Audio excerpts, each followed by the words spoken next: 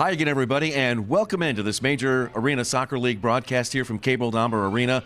Alongside my broadcast partner, Eric Bergrud, I'm Nick Vassos. A pivotal game in the MASL tonight with the Kansas City Comets hosting the Baltimore Blast. The Blast are at the top of the MASL table with 39 points. Comets trail with 35 points, currently in fourth position. Eric, Baltimore and Kansas City have shared a rivalry over the last decade. It's been a while since we've seen these guys, too. 23. You and I called that game, and Baltimore won here at Cable Dahmer Arena. It's been 9.5 years since the Comets have beaten the Blast. Comets are hungry for a victory tonight. All right, and let's talk about the players that we're going to be watching tonight. And a third-year player who has really emerged on the scene for Baltimore, both a defensive power and also can score, too. Chad Porch, he had a great season last year. This year, he's still racking up points, 15 goals, 8 assists. Baltimore can score on all lines. He's one of the dangerous ones to watch out for. Yeah, Baltimore's got a potent attack, and it'll be important for the Comets' defensive secondary, second line, to keep Baltimore out of the net. And the Comets are going to rely on a big-time defender. Who had a big-time game at San Diego last Sunday. That's Guerrero Pino. He shut down San Diego's defense for most of the game. He needs to come up big tonight. Eric and I are going to talk a lot about the headlines leading into this weekend. Kansas City and Baltimore coming up next. At Withers Farm, brand new 1- and 2-bedroom apartments in Liberty, and the exclusive housing partner of your Kansas City Comets. Enjoy modern luxury living. From spacious walk-in closets to a 24-hour fitness center, we have you covered. And yes, your pets are welcome too. Stop by or visit us online to schedule a tour of your brand new luxury home at the Bonavia at Withers Farm.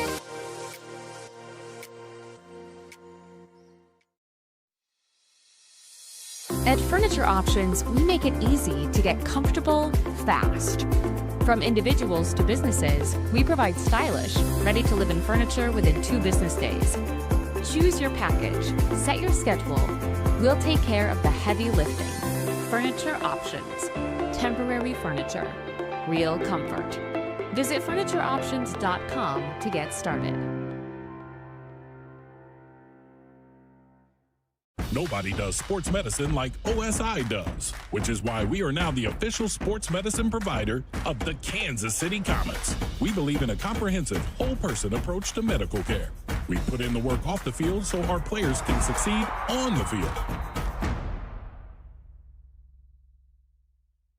Daytech is an IT enterprise infrastructure provider covering networking, security, and more. Email us at sales@daytechinc.net to learn more about Daytech. Clear vision is so important for everything I do, on and off the field. I'm Zach Reggett, forward for the Kansas City Comets. We are super excited to partner with Silverstein Eye Centers as the official eye care provider for the Kansas City Comets. I'm Dr. Steve Silverstein. We would love to show you what eye care should be. Please call us to schedule an appointment or visit our website at silversteineyecenters.com.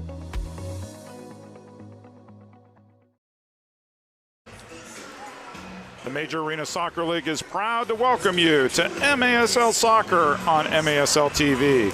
MITRE is the official game ball supplier of the Major Arena Soccer League. Established in 1817, MITRE is one of the leading soccer brands worldwide and produces some of the best soccer balls in the world. Learn more at mitre.com. Great to be partnered once again with Eric Bergrud and Luxel Zinga down on Silverstein Eye Centers Field. I'm Nick Vassos. Welcome in to MASL action here from Cable Dahmer Arena in Independence, Missouri, just 11 miles down the road from downtown Kansas City. Tonight, the Kansas City Comets with a record of 11-6-4 on 35 points, hosting their rivals, the Baltimore Blast, with a record of 13-6-2. They are on 39 points, and they lead the MASL by 1 point over the Milwaukee Wave. Baltimore has won 8 straight. Kansas City had a controversial weekend last weekend, but they escaped with 4 points, and that propelled them up the table into 4th position. The Comets and Blast have not met a lot over the last 10 years. In fact, Kansas City, if you can believe this or not, has not beaten the Blast in nearly a decade. And the last time that the Blast were here at Cable Dahmer Arena was back on March 11th of 2023. It turned out to be a 5-4 win with one William Van Zela saving 21 saves. So you know how I remember this weekend, Nick? How do you say that? Because the night before, you and I were in St. Louis calling a St. Louis-Harrisburg game for Sirius XM. I remember. A little fight or a little red card incident between two former Comets there, one on each team. And then we drove the next day back here to that game. But that was a terrific game. You know, the Blast up like throughout their history have been a tough team, and this team's really interesting because it's not just forwards. They have quality at each level, and Julian Rodriguez has been terrific all season long. So expect a battle. I know you'll remember some of these names back from that 2023 matchup here. Lucas Roque. Yep. Jonatas Mello is still with there. the team. How about Tony Donatelli?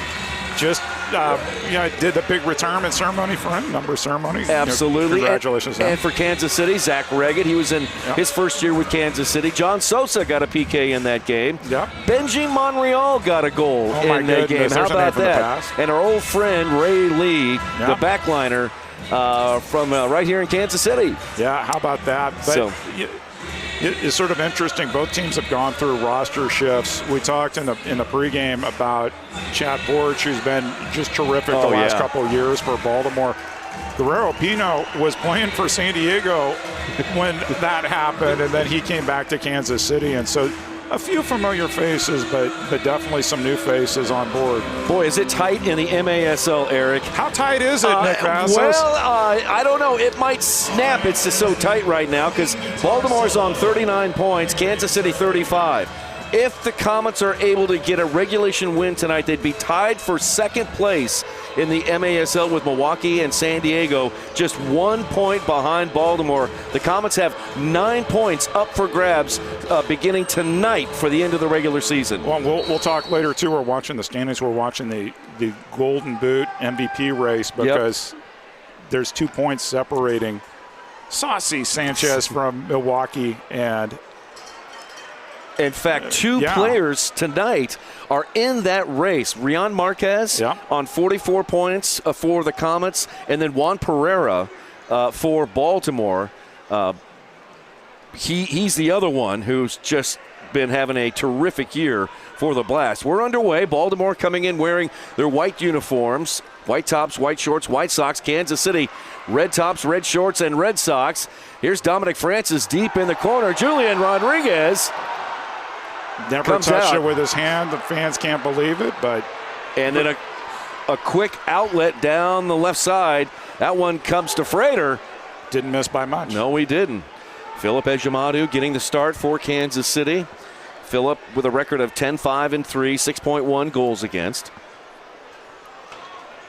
Hey, do you want to tell the fans who's refereeing tonight? I was just getting ready to mention that. We have Mr. Brian Martin as our crew chief. I just thought Miller in my head when you said that. Brian Martin, 27 years as a floor referee. Shane Butler is running with him out on the blue turf. Graham Florence is the assistant referee. Drew Klemp is the fourth official. Joseph Mocht and Kyle Armstrong are the penalty box officials. So we have got a very experienced crew here tonight. This is Brian Martin's last game at Cable Dahmer Arena. He's going to be retiring at the end of this season. On the replay, it kind of looked like the Comets might have had a challenge case. You know how I don't like challenging in the first half. But he might have touched it with his hand outside the box. Comets with possession of the ball. It is Andreos on over to Nacho. Chris forward. That one knocked back by Paulo Nascimento. Leo Acosta getting minutes. He's been out for all sorts of games with back problems. Good to see Leo back in there. Into the left wing corner for Zach. Zach battling in there with Cilia. And the ball comes out. And a first to foul. And that's going to go against Baltimore. Capelli Sport is the official and exclusive preferred uniform and apparel provider of the Major Arena Soccer League. Visit MASLsoccer.com to shop the all-new MASL fan store for the latest MASL and team gear. Correction, that's going to go against Kansas City. Baltimore's ball, 12:46 in this opening quarter. We're going to talk a little bit more about Brian Martin as we go on throughout this evening. Great to have you here on MASL TV and 38 The Spot. There on the near boards is Pereira. Comets trying to work to knock it free. Picked up there by Guevara. Played back to Pereira. Trots it across the line. Into the middle with his back to the goal. Now Frater, a step over, shot blocked. Now a secondary try from Cilia comes off and stays with Baltimore. Juan Pereira goes off and Baltimore maintains possession. We'll try the right side, change the point of attack. Frater goes into the corner, leaves it back to a teammate, and then blasted by Mello up into the netting. Think you can predict the MASL? Head over to nxtbets.com to place your wagers on all the MASL action this season. What would be easier work for you, Nick? Your March Madness bracket betting or MASL? I think March Madness betting would be easier than the MASL. You think so? I do. I don't know. I have no idea what's going to happen. Absolutely none. And I don't know anybody who, if anybody says they know what's going to happen, I think they're telling you wrong. There you go. Because this is going to be so fun these last 2 weeks, starting this weekend. Here's Chad Vandegrift. He was in the middle of all that controversy last weekend on Saturday night, a week ago tonight. Into the corner, Nascimento. Wait a minute. What controversy? He was issued a red card. Oh, that controversy. Yeah, and then the league rescinded the red card, and there was a lot of other things that took up a lot of attention from local media, and Eric and I are going to get into that at the end of the second quarter. So stand by for that. Or the beginning of the second quarter, sure. One of the two. One of the two. Yeah. Hearing from all sorts of people in Baltimore, including the owner, longtime owner, Ed Hale. Mr. Hale. Here's Souza, tees one up. That one blocked by the blast. Rebound comes out. Pereira was in the area. Now Andreas with a touch. Also there is Chad Porch, who we featured early on this morning. Now the ball free out front. And their keeper, Julian Rodriguez, able to gobble it up. He's had a terrific year. Out of Queens, New York, 12-4-2 on the year. This is just his third year as an MASL professional. Up the near side to Pereira. Pereira trying to slot it into Porch. Pino to Andreas. Now back to Pereira. Pereira into the middle. Missed Porch. Pass behind him. Comets got lucky there because sure Porch did. was set up in the middle. Yep. Pereira is terrific too. Can score goals, gets all sorts of assists, and Chad Porch, you think of him as a defender. He loves coming up the field. Mm-hmm. Had the game winner at San Diego a few weeks back. Fans keep a close eye on Mello and Pereira. Meanwhile, Frater, the youngsters got it. It was kicked away by Kansas City, but held in by the blast. Now a loose ball picked up by Stankovic. He had a goal last Sunday against the San Diego Sockers. Pretty impressive goal by the youngster. Foul called against the blast. Comets ball. Went right, cut left. Yeah, real nice move. Nacho also had a goal in that win Sunday in San Diego. On up to Rion Marquez. He'll be a discussion of the MVP to Mikey Lennis. Off the wall. Nobody fills the middle and cleared away by the blast. Pino holds it in. Back down to Rion. Marquez back to Nacho. He Good rolls save. it in. What a save by Rodriguez, who saw it late and then slammed the door in the lower right-hand corner. Nacho tried to sneak near post on him.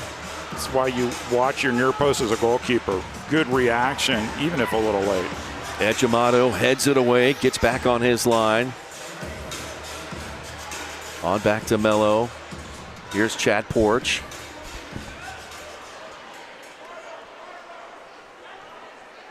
Celia Silla, excuse me. Now into the target and almost dummied it in. redirected Yeah. on target there. Now a long drive, that one wide to the left off Silla. Speaking of defenders with a lot of points, Blast with the advantage early on in possession. Here they come on offense once again. This is Porch weaving his way around red jerseys. Now back to Mello and then Pereira. Interesting note about the top two scorers for the Blast. They also have contributed on the defensive side as well. Pereira's got 26 blocks. Mello's got 20 blocks. And here comes Pereira. and a foul. Fouled by Stankovic from behind. And a delay of game warning is going to go against KC. Take a look at this on the replay. Nice cut back in. Stankovic got his feet underneath him. Easy call for Shane Butler. We actually have 4 field refs as the crew today, which is highly unusual. It is. A lot of experience in this game, all here to honor Brian Martin. Here's a shot. That one deflecting off a Comet player. It goes wide and comes back to Mello. One of Brian Martin's earliest games was between Kansas City and Baltimore when he was a box referee in 1995. We can talk about that. That's a long time ago. So you talk about his years on the field, but before that, he was an assistant ref, 4th ref. And one of his games required the KCBT being called out between Kansas City and Baltimore, but I digress. Graham Florence, who is one of the penalty box referees, or see, he's actually the 4th official. He was in the box with Brian in that game, and he was just like so new in the game. He's like, oh my God, what is happening here? As both teams went into the tunnel. Here's a drive from the yellow line by Thompson, and that one's snared by Jabadu. One of the weirdest games I've been to in my life, and I've been to a few indoor soccer games, Nick. Here's Nacho lifting one high into the air, landing back near the center circle. Fought for by Andreas. The challenge flag out. Oh, so David Bascombe. He is not happy with the refereeing crew. We'll see why here in a second. Rodriguez is like, hey, here's your flag, Mr. Referee. Let's go. So our first video review. Kansas City is challenged for Baltimore is challenging for a possible too many men. Too many men. Now, this came up last week. We'll see what camera angles we've got. We can just, play through full speed, and then we're just going to freeze it.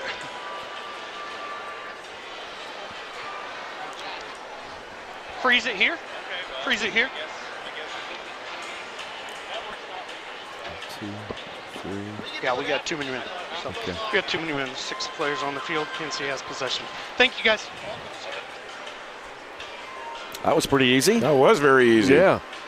That's how it's supposed to work. After review, we have a too many men violation against Kansas City. Bench penalty, 2-minute penalty, 2-minute power play for Baltimore. Baltimore retains their challenge.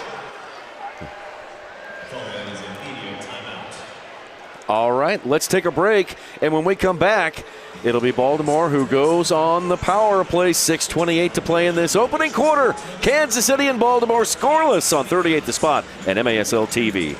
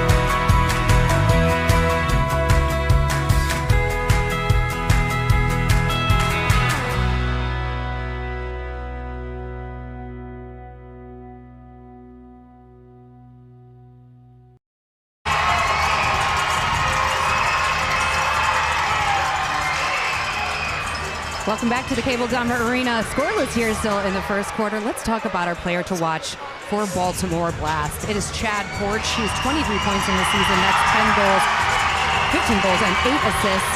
That's about 10 under where he sat last year as the close of the season came around. He is going to be the player to watch for Baltimore Blast. Will he carry them to a win here tonight?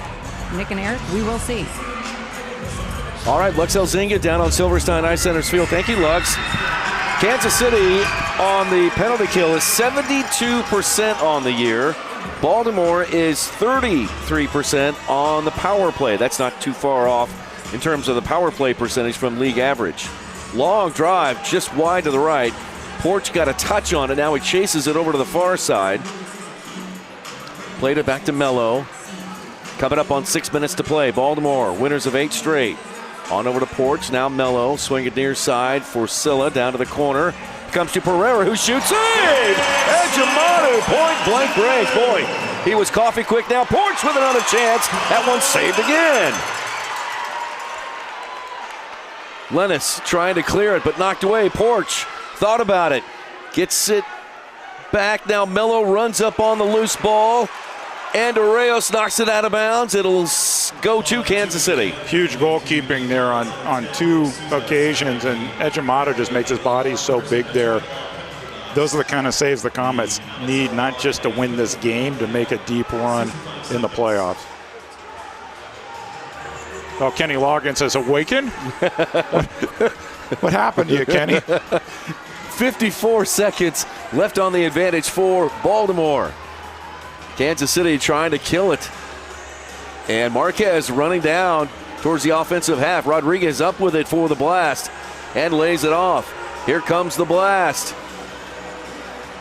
Here comes the blast. Pereira with a shot. Pereira finds the side netting, and the blaster on the board first. It is 1-0 Baltimore. Let's just say that line change Kansas City made did them no favors, because as 3 players were jumping off the bench, Baltimore's like, great, we're going to go everybody against Pino. You see Junior Kazim pop in, but Pereira was wide open. Nobody in anywhere close to him. Melo's going to get the assist. 1-0 for the Blast. I told you, watch out for Pereira and Mello. You did. Pereira, 22nd goal on the season. And Mello, his 15th assist. Blast lead it 1-0. And those are the kind of mistakes you can't do at this point of the season. One, there's too many men on the field, which was like extremely obvious. And then second, line change in the middle of a penalty kill to leave 1 defender back and 3 Baltimore players coming at you. Baltimore 9-3-0 when scoring first. Kansas City 4-4-3 when their opponent scores first. So they'll have to overcome a few odds here if Kansas City wants to change those numbers a little bit. But a good chance here with it at the top of the arc. Coming over, Nacho slides it over. No, double dummy, and Dominic Francis hit it with the left foot. That one wide. Zach Reggett picks up the loose ball. He'll fire Good one save. in there. What a save. Full extension by Rodriguez. And that'll stay with Kansas City, but that's a dazzling save there, Eric. That's 2 weeks in a row where Reggett thought he had a goal. Last week it was Chris Toth on a scissor kick opportunity. This time, long-range shot. Rodriguez, acrobatic corner kick for the Comets. Referee's looking for a new ball, and here it comes. 4:37 to play in this opening quarter. 1-0. Baltimore on a power play goal.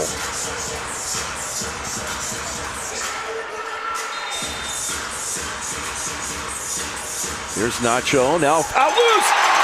Shot goal. It is Lucia. It's Lucia Tetsane. Lucia had been out last weekend with a concussion. He's back in the lineup, and he delivers, leveling the score at 1. Take a look on the replay. Corner kick opportunity. Back to Reggett. Voila, score. We say that in Kansas City, don't we, Nick? We certainly do. Voila, score. Just like they practice that at the world-famous Kansas City Soccer Dome. Take a look from Rodriguez's view. Tetsane in between 2 defenders. nothing the goalkeeper could do. It's 1-1. Lucia, his 16th goal of the year for Zach Reggett. That is assist number 15, and yeah, that's a textbook Wallace scorer right there. Back underway, level at 1, 4.5 to go in this opening frame. Chad Porch moving to his right. Plays it back to Silla. Now out front it comes. Stankovic takes a chance and then a shot. That one off of the foot of Ospina. MASLsoccer.com is your home for everything Major Arena Soccer League. All the latest news, leaderboards, highlights, and more. Spent a good portion of my time over this weekend on MASLsoccer.com. You were looking up standings, stats, everything, Nick. I'm telling you. Now Marquez getting by his defender, but another save by Rodriguez. That is not a challenge flag on the field. That's a rally towel that somebody dropped. Patrick Thompson will do the honors. I was looking over there, I'm like, wait a minute, fans can't challenge plays, but they might want to. You can't do that.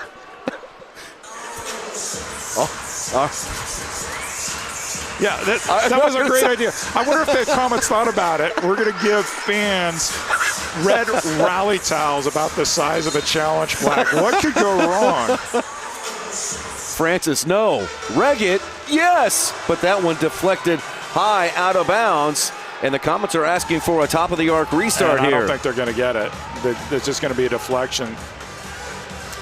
So on the near touchline, Tetsane behind the ball.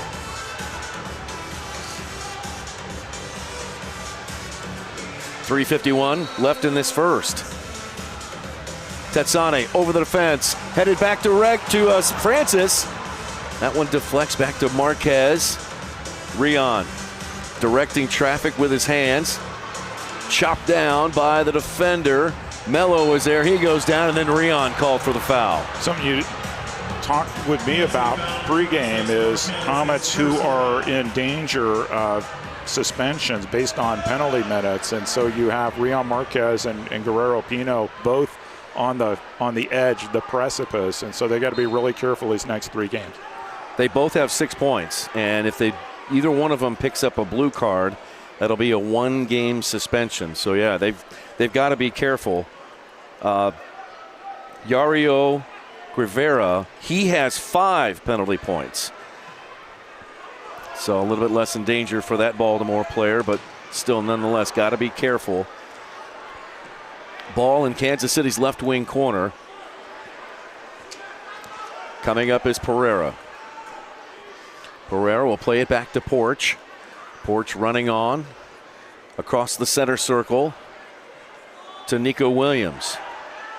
Nico leaves that one for Porch. He lost it. Here comes Lucas Souza. Souza scoring his first goal on Sunday. His pass to Junior Kazim off the mark, and the Blast come back with it the other way.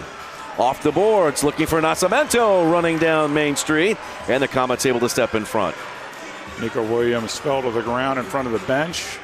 Kind of surprised that there wasn't a cry for a foul there. And then Reggett, he goes down in a heap. Ospina put a shoulder into him, and that'll draw a foul. Kansas City will have it in the right wing corner. Correction, that was Yario Rivera. Good options here for Tetsane. And Nacho short, Lucas Souza in the middle, and Zach Reggett out wide. Tetsane over the top. Didn't give him a great ball, Reggett though. hit it on the volley. Silla comes right to his feet. He goes down, a whistle and a foul called against KC. The lights are bright and the fans are loud. It's the Baltimore Blast taking on the Kansas City Comets. Stream it live on MASL Plus TV and replay the game on demand. Clip it, share it, live it again. Make sure to favorite your team to get instant updates on every game. Here's Belliard. Emmanuel Belliard picked up from UCFC earlier. Got it on down. Well, Belliard got it down as he went into the left wing corner, took a shot on the volley and knocked it out of bounds. UCFC unloaded a few players. We saw Nilton De Andrade here this past weekend, Belliard this weekend, and not a great trip to Baltimore yesterday for UCFC.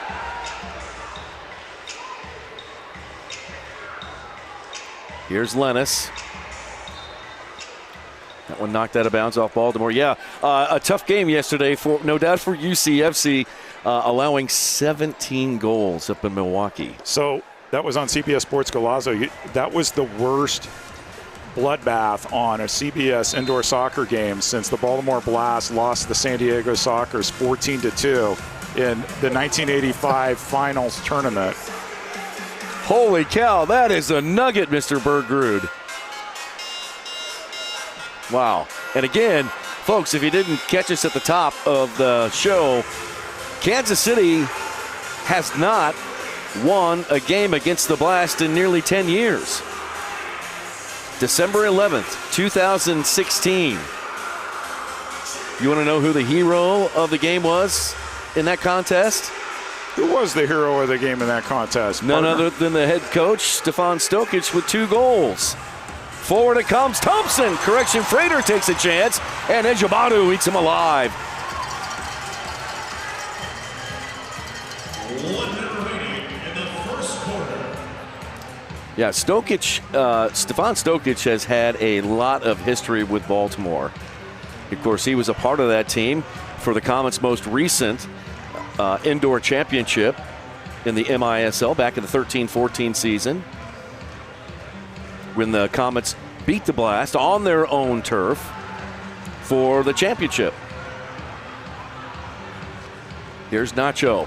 Looking forward to Pino. Pino shoots and just wide. Did all the right things. Oh, Margaret. Leaned on his defender. One on the goalkeeper. Just couldn't put it on target. Porch, he'll shoot near post. That one comes off to the other side, and Pino and Nascimento give chase. On up to Stankovic. Stankovic. Good job by Pereira defensively. I think you call that a professional foul, even though he didn't call a foul there. I've already heard from Baltimore and Utica fans who didn't like what we did with that last segment. That's awesome. We're making friends all over the league. Let's take a break. End of the first 15 minutes. A goal each between Baltimore and Kansas City. We are off to a good start. We're glad you are here. Come on back. This is MASL TV.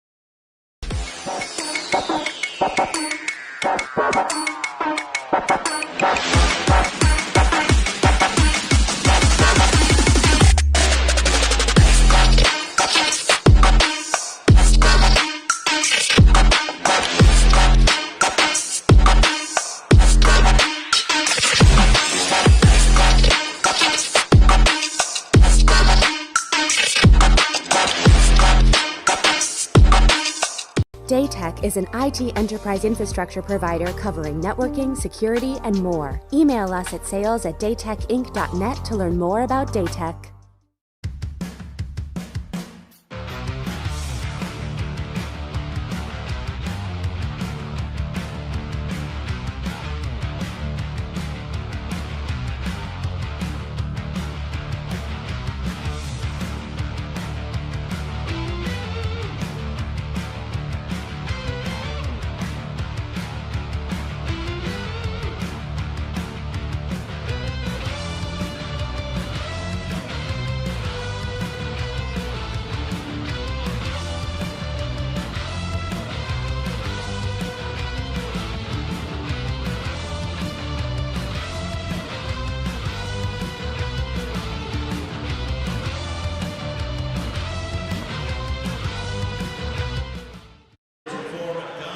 As promised, we're going to talk about what happened last weekend right now in Kansas City's overtime loss to the San Diego Sockers, a controversial loss in which defender Chad Vandegrift was red carded in the game, which was later rescinded by the league. The official statement from the MASL indicating that they rescinded the red card, but because the Comets called out a specific referee on the floor, they were fined an undisclosed amount of money. And there's a lot more context to this story than just everybody thinks could have been might have been a bad call. Right. And earlier today, the Comets did their 5K, which I ran in, but also Brian Budzinski ran in it, so I had a chance to chat with him afterwards. And we talked a little bit about what the issue was from the Comets' perspective. And according to Budzinski, it wasn't the red card call because that was a judgment. It was how the video review process took place.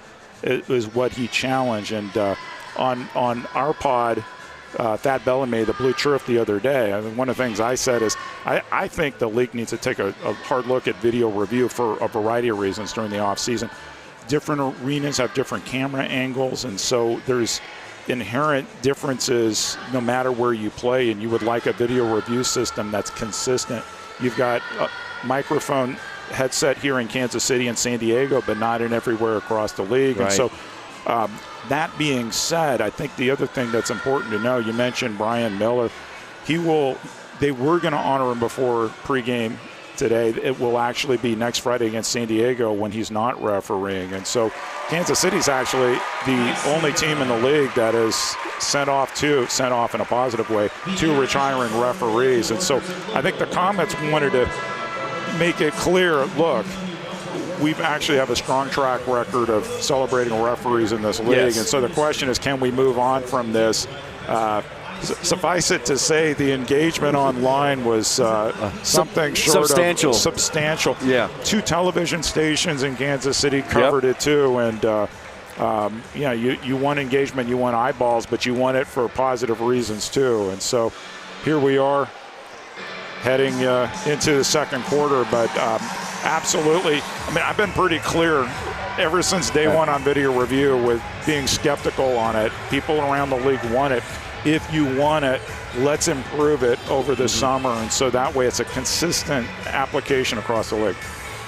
Bud is on a committee in the league that had an instrumental part in getting us to the point of video review, and that requires investment in equipment and in cameras and in video replay equipment, that type of thing. And Bud supported all of those things to make the game better, right? Make each call make it fairer. So, there's been investment in referees in this league. They've investing in their travel per diem, etc. There's been more training involved. It's just in any league in any sport across the world, everybody complains about officials. I mean, it's universal, but somehow you have to get past the noise and get to how do we make this system better, rather than just complain about it all the time. Zach Reggett banged it off the boards looking for Tetsane. Zach has the ball back. Silla is right there in his back pocket. It comes off. Baltimore is with the ball now, and it's Frater who's coming out with it. He takes it over to the referee's crease. He's double teamed. Comets trying to win it back. Here's Acosta out with it. Acosta goes down on a foul called against the Blast. Acosta still not looking 100% comfortable up there off the injury list. He's had back problems all season long. Or most of the season, I should say. Yeah, and good to see him out there in the midfield. The Comets need a little bit of speed out there in the mid, a little bit more speed, I should say. And Acosta fits that bill. Here's Marquez. Rion tried to go behind him, and he lost it. Silla plays it out to the half line, and Vandegrift will shepherd that one on back towards Ejimadu. Phillip gets it out. Comets put it into the corner. Mikey Lennis tracking it down. Thompson's back there for the Blast. He'll kick it away towards the half line.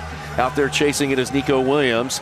And Dominic Francis is back there. Nico goes between his legs and plays it into the corner. The Blast will maintain possession. Mello with the ball near the referee's crease. Listen to Jonatas Mello on MASL Monday. It was a good conversation with the Chrome Dome brothers. Here's Nascimento. 3-on-2. Picking it up. Nascimento with a shot on over to Nico Williams, and that one just above the crossbar. Headed away, and it'll stay with the Blast. Once again, Kansas City, they have these moments where they just freeze, and then the other team counters them. That was almost a 2-1 lead there for the Blast. Here's Ospina, second-year player, to Melo. Melo's been in the league for 10 years. Silla on over to Porch. Left for Ospina. His shot saved by Ejimadu. Nacho comes out with it for the Comets. Nacho threads the needle to Francis, but knocked away. Here comes Ospina into Porch. Porch out to the left. Shot. Save! Ejimadu. And then kicked away by the Comets. Like other teams we've seen here at Cable Dahmer Arena, Baltimore coming to counterattack Kansas City, and 4 guys up that time in Kansas City. You need to hold possession, and when you lose possession, everybody needs to be heading back to defend. Silla, Philadelphia native in his 3rd year, goes across the field to Pereira. Pereira's got Baltimore's lone goal. Swing it near side for Thompson. Thompson down to the corner. That's to Nico Williams. Now over to Pereira, who hit it first time. Good block by Nacho.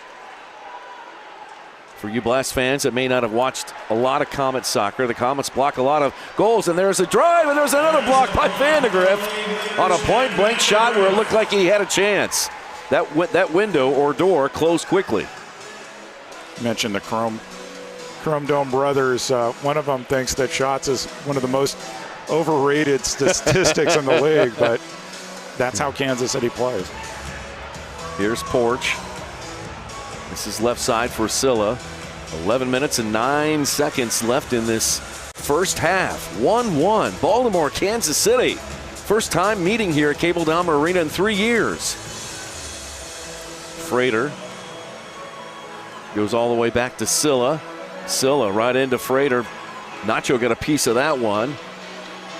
Now back away from the goal to Melo. Back down to Frater.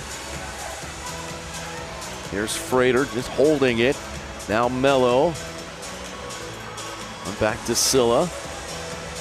He's getting some buzz for Defender of the Year, possibly. Mm-hmm. Had a good feature earlier this year, Michael Lewis on the MASL website on his journey to the Baltimore Blast. Encourage people to read it. Still archived there. 9 goals, 19 assists, 10 blocks for Omar Silla from Philadelphia. Giveaway. Out front, Welly. Good block. Blocked by Souza. Some big blocks here for the Comets team this quarter. Picked up by Welly. Down to the corner, off the boards. Welly gets it back. Is he going to shoot again?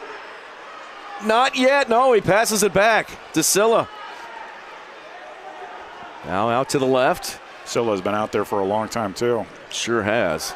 And that one kicked out of bounds, deflects off Kansas City. Well, since you mentioned them, Nick, catch MASL Monday every Monday night on MASL TV and on CBS Sports Golazo Network. Alex Bastiavansky and Phil Levanko are joined each week by special guests from across the league to recap the weekend's games and discuss the league's hot topics.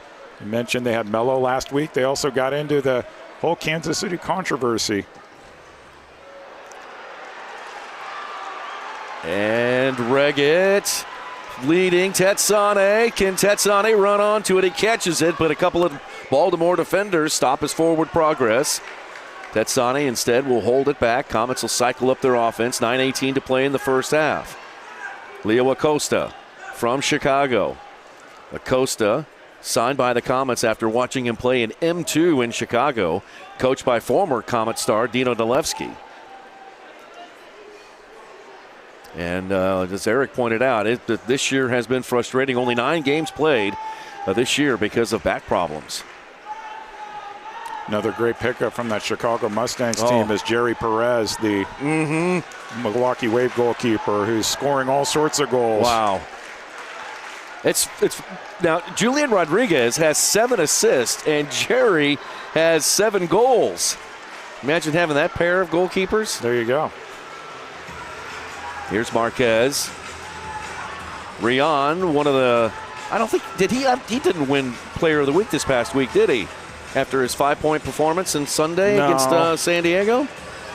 I'll have to double check. No, he didn't. But he had a terrific game in San Diego. A hat trick and 2 assists.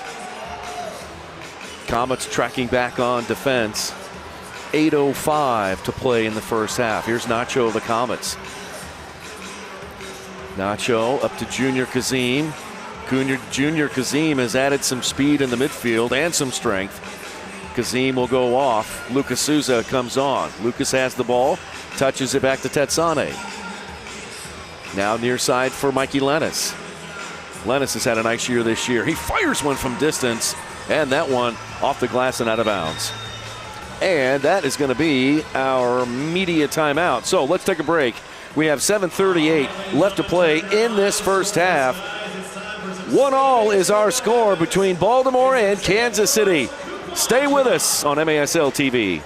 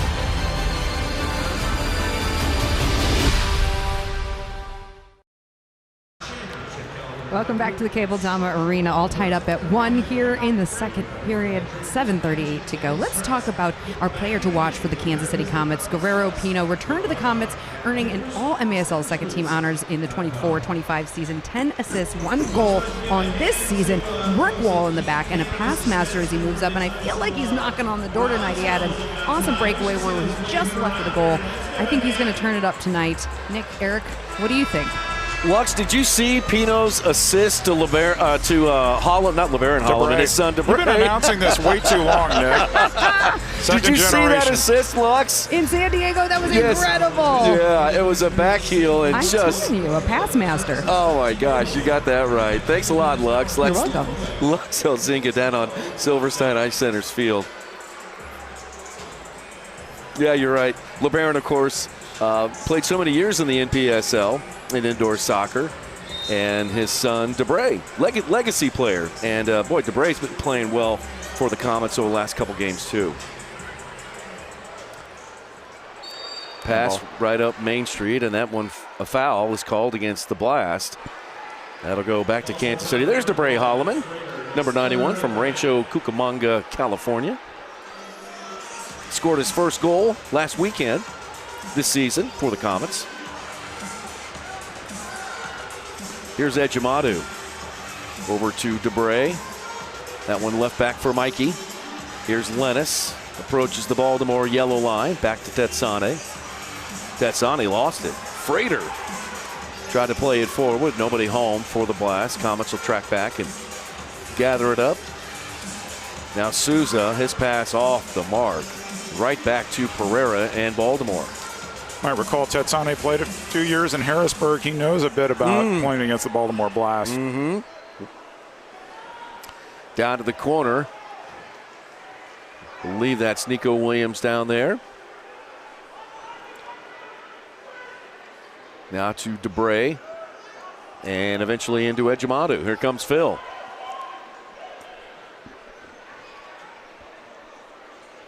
On up to Tetsane. We're tied at 1, 6.5 to play until halftime.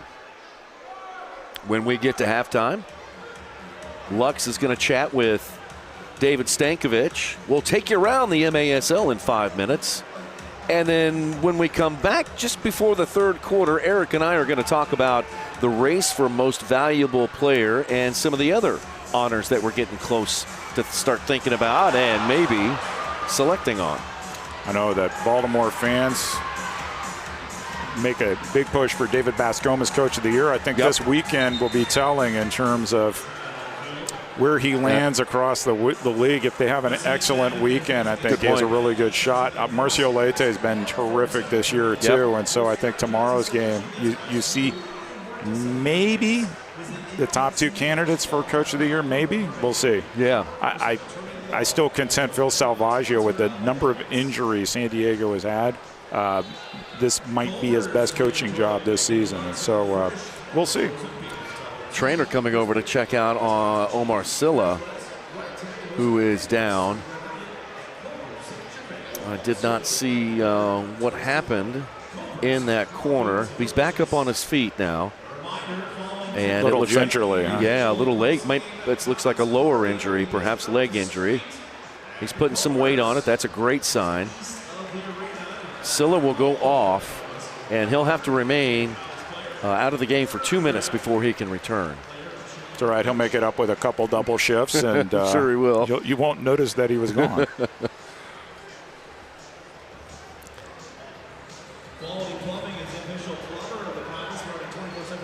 Rion Marquez and Zach Reggett, a couple of target players there sitting side by side.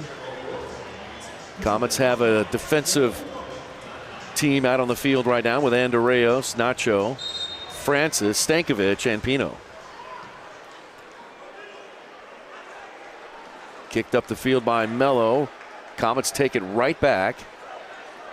Stankovic goes off. Reggett comes on. Ejimadu. Touched by Francis and a little bit too heavy, and it goes into the stands there. Francis not happy with himself. Nascimento chips one across the half line. Pino heads it back to the center circle, settled by Reggett. Gets it over to Francis, who's got some open space. Francis tees it up, ding dong, off the post. Oh man, he rattled the cage there. There's another person who knows that blast rivalry from his years in Harrisburg.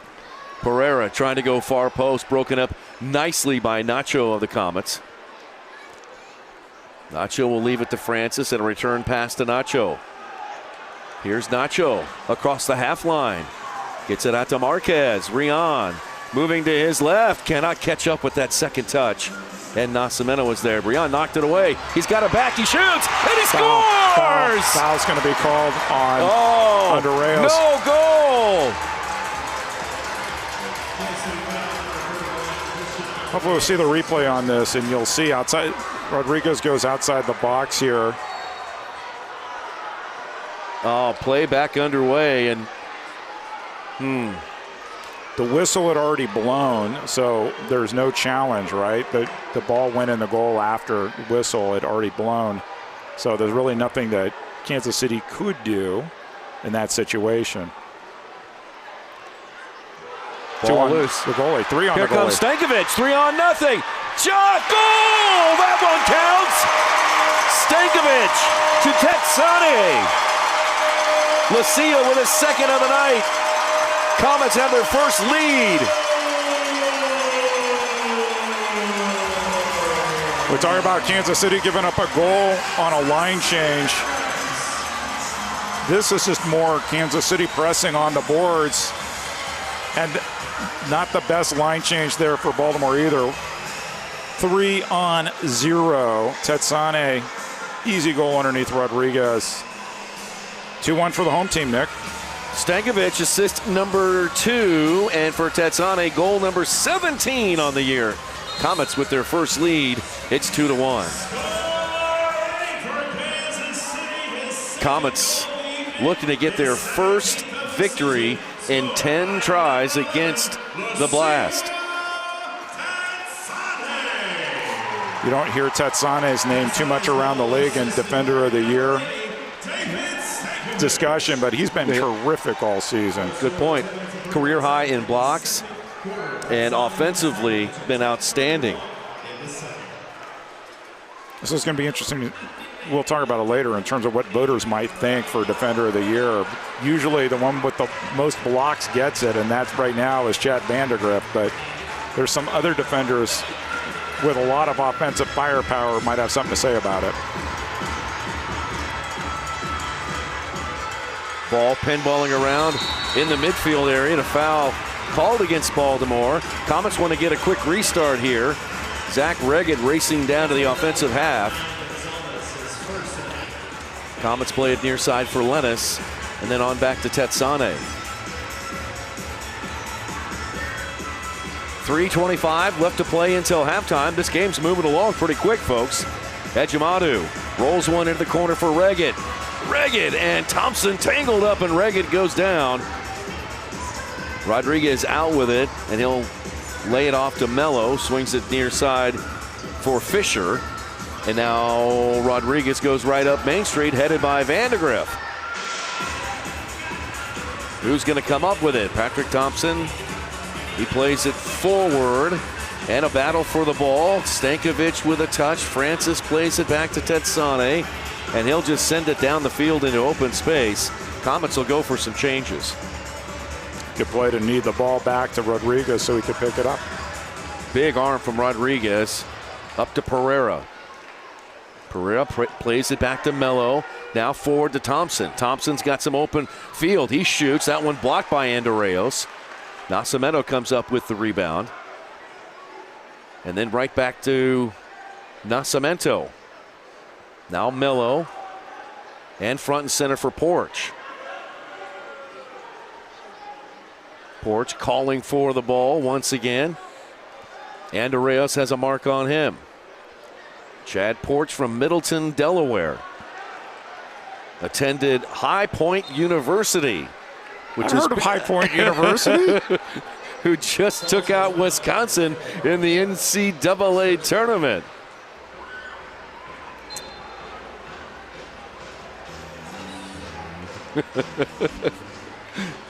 On up to Rion Marquez. Thompson right there in his back pocket. Foul called on Thompson. Quick restart. Andorreos. He shoots! Andorreos! Top shelf where Grandma keeps the cookies. It's 3-1. Casey. Partner, sometimes it's not how hard you shoot it. Doing his cup of coffee tribute to his wife, who owns a terrific coffee shop here in Kansas City. Quick restart. One touch, and he just curled it back post. Didn't hit it with power, hit it with precision. Give the assist to Marquez. He's within one of Saucy Sanchez for the points lead in the MASL. Andorreos now has a dozen goals on the season. And for Rion Marquez, assist number 19 on the year. And it's 3-1. Ball went out of play. And kicked out of bounds. Eric? 10 for 10 is back with Yay! an all-star lineup of guests. Join host Eric Bergerud, that's me, That's you. each week as he sits down for 10 minutes with big names from across the soccer world. Find new episodes on MASL TV every Wednesday. I knew you had a banger on the first one, but we couldn't announce it. He didn't want to get ahead of the league, but great conversation with Rob Stone. He even gave a shout-out to the Baltimore Blast, one of the rivals of his boyhood team, the Hartford Hellions. Yep. There's a drive right out in front, and the Comets defense holds there. Coming up on 1 minute and 6 seconds to play. I like how he said that New York Arrows was one of their rivals, and his indoor team growing up was called the Arrows. Oh, wow.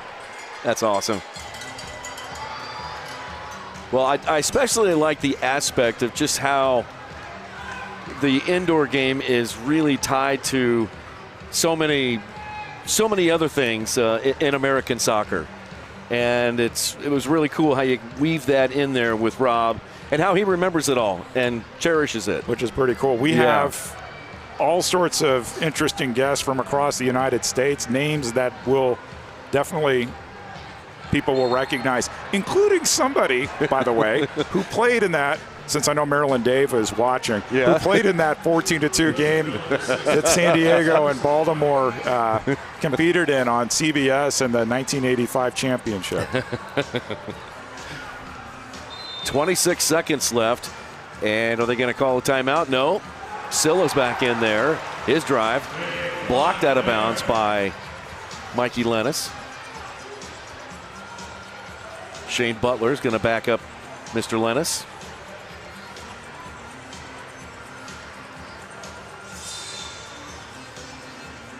And Silla once again, a second try. That one blocked, but it stays in bounds. Comets kick it to the other half of the field. Rodriguez off his line, kicks it out of bounds. You talk about Comets blocking shots. You know who used to block a lot of shots when he played for the Comets? Saeed Blockshot-Tari? Oh, Saeed. Yeah, but that's not who I was talking about. I was talking about Stefan Stokic. Oh, Stokic, king of the log roll. The log rolls indeed. Yep. Marquez. Oh, thought he was going to settle that one, but then knocked out of bounds. And the Comets, with 1 second left. It'd be a good time to go 6 attacker, wouldn't it? I think so. I think it'd be a perfect time for that. I would put 4 guys in the wall right here with 1 second left. I don't know. Why would you let them shoot? I don't know if you have time to pass, Eric. You got to go direct, I think. We've seen the NCAAs, right? Oh, yeah, I think you go direct. But when you start the 1 second oh, boy. Don't say that, Eric. You're going to get people talking.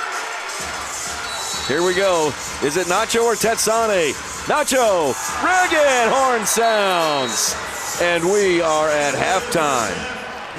We are at halftime. 3-1. Kansas City leading after Baltimore, I should say, got the game's first goal, a power play goal. And so Kansas City and the Blast will head into halftime. Standing by as our photographer Wags. By the way, congratulations to Wags and his new bride. Recently married, just got back from a trip to Cozumel on their honeymoon, so way to go, Wags. Waiting for Coach Stokic to step up and join Lux to get an update on our first half. And here is the coach with Lux. Coach, we love going in up on the halftime. What's working for the guys so far? I feel like we're kind of one step ahead. I feel like we're quicker, especially on the restarts. We probably should have one more goal, but I think the boys are motivated and they're playing very well.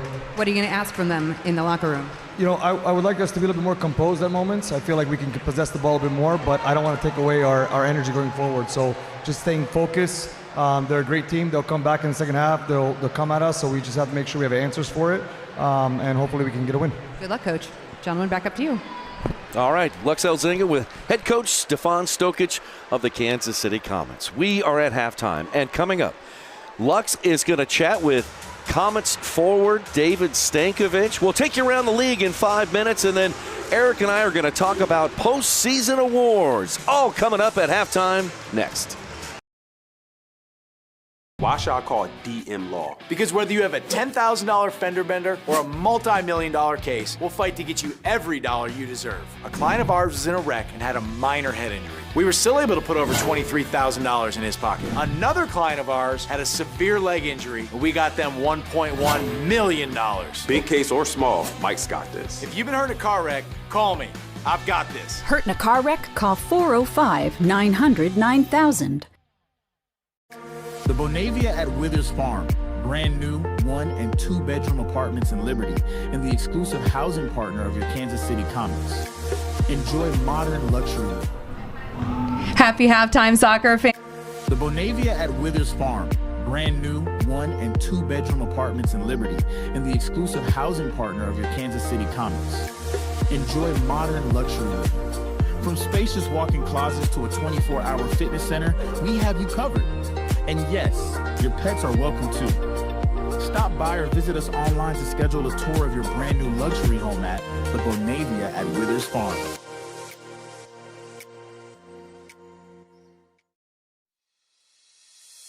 At Furniture Options, we make it easy to get comfortable fast. From individuals to businesses, we provide stylish, ready-to-live-in furniture within 2 business days. Choose your package, set your schedule. We'll take care of the heavy lifting. Furniture Options. Temporary furniture. real comfort. Visit FurnitureOptions.com to get started.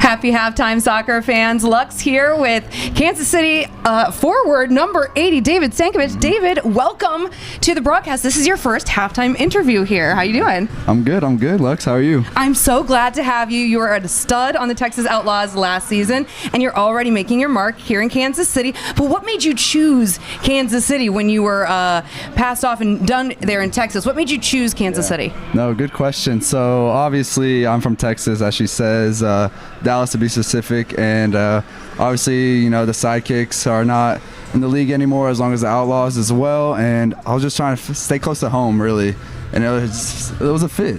I've seen you in your cowboy boots and your cowboy hat, so I knew you knew that Kansas City would be receptive to you here. Let's talk about your goals this season. You have 3, and they've all been very exciting and interesting. The first one bounced off the back of your foot, and it looked like you didn't realize it happened. Still counts. The next one was an absolute banger of a header, which you absolutely saw coming. What's the difference in the emotion for you between those 2 goals? Yeah, so, I mean, starting with the first one, I feel like I just had to get one out of the way. However it went in the net, I mean, whichever way, foot, neck, thigh, anything, didn't think it was the back of the heel. Break the seal, get it in. Yeah, you got to get it in, but the pass from Lucia, you know, he beamed it in there, I won't lie, he beamed it in there. I just kind of stuck my foot out. Lucky bounce, some would say, maybe not, but yeah, I went in the goal, and it was a... And then against San Diego after the loss here in Kansas City, but to do it to them in their own home, how did that feel? Felt amazing. You know, it's like you get into like this form. Once you start playing, you start scoring more goals, and it's like it just feels better every time. So it's just good to keep putting the ball in the net. So you're a rookie, but you've been working with some of our veterans here in Kansas City. Are there any vets on the team that have really kind of imparted some wisdom or have helped you grow and become a Comet? Yeah, see, that is such a tough question, because I feel like I learn something new every day, especially surrounded by all the vets in the team. I mean, it's hard to single out a single person, but I mean, everyone helps me every day. Just no matter what it is, on the field, off the field, everyone's there for me. That makes it sound like the Kansas City Comets have a great locker room vibe. Is that the case too? 100%. We love to hear that going into playoffs. David Stankovic, forward number 80 for the Kansas City Comets. More soccer action coming up your way next. Thank you, David. Thank you. Medicine like OSI does, which is why we are now the official sports medicine provider of the Kansas City Comets. We believe in a comprehensive, whole-person approach to medical care.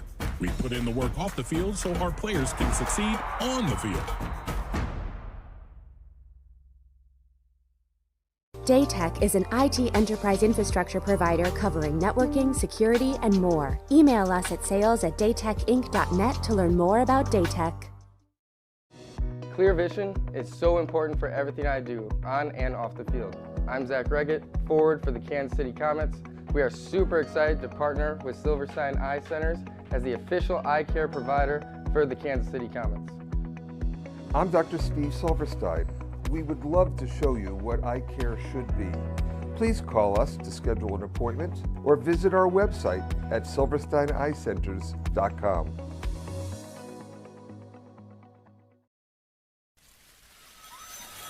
Welcome to the annual Success on the Spectrum Autism Festival. Autism Festival is a celebration of acceptance and community, hosted by Success on the Spectrums all over the country. This special event is all about bringing families together in a fun, supportive, and completely judgment-free environment. Here, individuals with autism can simply be themselves, surrounded by understanding, kindness, and joy.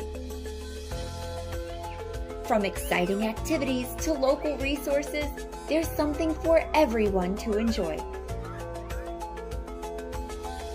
Join us as we create lasting memories and continue building a more inclusive world for all.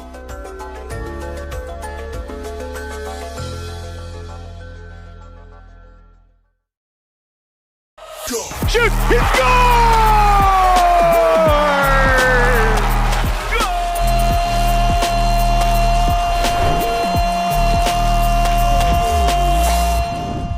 What's up, soccer fans? Alex Bastiavansky here, back in the MASL studio. Hope everybody had a fantastic week. A lot went down over the past few days in the league, and I'm here to tell you all about it in just 5 minutes. So let's go. Ends up near side to Serta. Oh, he's wide open. Now shot. Goal! Pacheco wins it for the Sockers. San Diego steals one on the road in KC last weekend, 6-5 in overtime. But they had to do it all over again the next day back on the West Coast. These were two tired teams, and the Comets flipped the script as they were the road warriors this time, taking it 8-6. Rian Marquez had a monster game for KC, potting a hat trick and adding 2 helpers for 5 points. He was named the game's first star. Big news from the Empire Strikers last week. They took on Tacoma on the 12th and did not look especially good, getting doubled up by the Stars 6-3. And then afterwards, they put out a release saying that head coach Onua Obasi would not be behind the bench for their upcoming game against Milwaukee. Instead, they were taking a quote-unquote creative approach, appointing defender Robert Palmer coach for the game. Palmer, a veteran of 12 seasons, is a 2-time MASL Defender of the Year. And no question about it, he has earned his stripes. According to the release, Obasi is still the coach. We will continue to update you as that situation evolves. So with Palmer as player coach, they traveled to Milwaukee, and the move seemed to pay off. As the Empire looked utterly dominant at times in this game, they took down the Wave emphatically 6-3. Palmer recorded an assist, and Alan Perez potted a hat trick for the visitors. The hottest team in the league stayed hot. Baltimore hosted Tacoma on the 14th and ran away with this one 10-4. That's the 8th straight win for the Blast, who started 2026 going 2-5. Phil Ivanko and I had Mello on MASL Monday, and he talked about the team's big turnaround. But I think too, like, the game is not that we're getting, having bad losses. It was like we're always there. We just need to, to tweak a little things here and there. And credit to the coaching staff and, to the team to figure out the pieces together, the mental and tactical aspect, and just put all together. But I mean, we're still trying to get better. And finally, Utica hosted Tacoma last Sunday, and they picked up a much needed win. They snapped a 7-game losing streak, taking down the Stars 8-4. Francesco Pagano named the game's first star with 3 points. Okay, your up-to-date scoring leaders: Rian Marquez back on top with 44 points. Alex Sanchez in second with 42. Junior Pinal up to third with 38 points, followed by Super Mario Alvarez with 37. He is tied with Kansas City Comet Zach Reggett. And your Capelli players of the week, here they are: Chris Toth between the posts, Marco Fabian offensively, and on the defensive end of things, Marco Nascimento from the Baltimore Blast. Let's start with Mr. Fabian, the Mexican legend, coming up huge in their win over the Wave. 4 points in the contest, 1 goal, 3 assists. He was named the game's first star. Marco Nascimento, massive game against the Tacoma Stars. He had 2 goals in the game and an exceptional 4 blocks, as well as the Blast took down the Stars. And Chris Toth in goal. Beautiful game against Kansas City. He had 14 saves in the contest and a sparkling .737 save percentage. Okay, time now for your plays of the week. A ring's a ring, and that's pretty cool. As Canali with the touch bashes it off of the wall. The header! What an incredible play for the Tacoma Stars. Spina through Portugal. Oh, what a pass! And San Diego immediately came down and scored right after. Oh, what a conversion there. And the Strikers back up by 3, 5-2. Pinal. Well ahead. And here's a chance for Elvis. He scores! It is beautifully taken by Gio Alves and rolled into the bottom corner for 2-0. The play by Belliard to keep it away. Shot. Oh my word! What a missile as Correa puts it home. They can shape it. Stankovic. Turn into his left foot. Yes, sir! Clinical and cruel. Ball by Hodgson to free up Nestor. Squid! Put it on the board. It's 5-3. Ends up near side to Serta. Oh, he's wide open. Now shot. Goal! Pacheco wins it for the Sockers.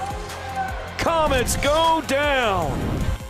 And that's going to wrap up this week's show. But just a reminder, of course, to stay up to date on everything that's going on in the MASL all throughout the season, be sure to check out the league's official social media outlets.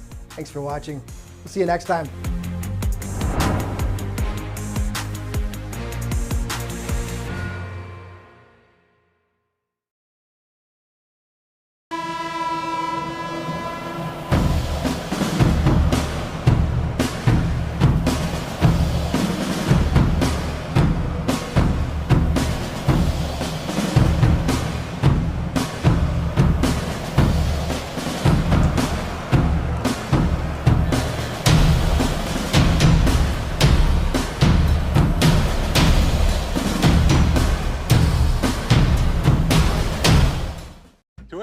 Who finds joy in a great meal, we'd love to see you at Culver's. What makes us happy is making you happy. Our menu is handcrafted to have something for everyone. Everyone. My favorite, the Butter Burger Deluxe. Definitely cheese curds. Chocolate frozen custard. From the juiciest bites to the sweetest scoops. We'll make all your favorites fresh. Fresh. Fresh, just for you. From Wisconsin with love. Welcome to Delicious. Yeah. Hey now, watch out, I'm a real star. See me from afar, shining like a shooting star.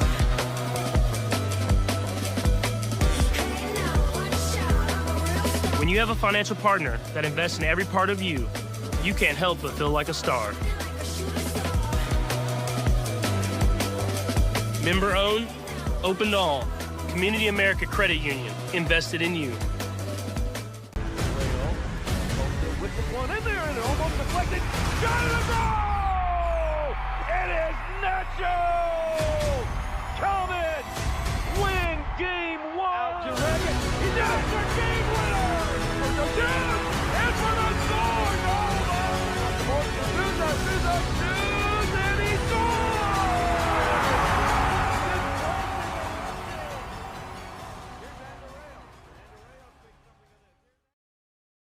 Welcome back. It's halftime here at Dahmer Arena, the world-famous Mascot game hosted by the Comets. They've been doing this since the 90s, Nick. Oh, and yeah. having played in this now 2 times, let me tell you one thing. Casey Wolf cheats. Oh, so he's the worst. He body slammed me last time I played. He grabbed the ball and ran into the goal. Casey Wolf's team is leading 2-0 over Comet the Dog, and Comet the Dog might just wonder what's going on out here. Yeah, he's always up to some kind of mischief, that Casey Wolf. He's never going to behave himself. But yeah, this is a fan favorite, and I was just visiting with a friend who's out here at the game, and to seeing this for the first time, and they're loving it. Absolutely loving it. This is what I had to deal with. Why do you think I don't Mac. play in this game anymore? Oh, here's Comet.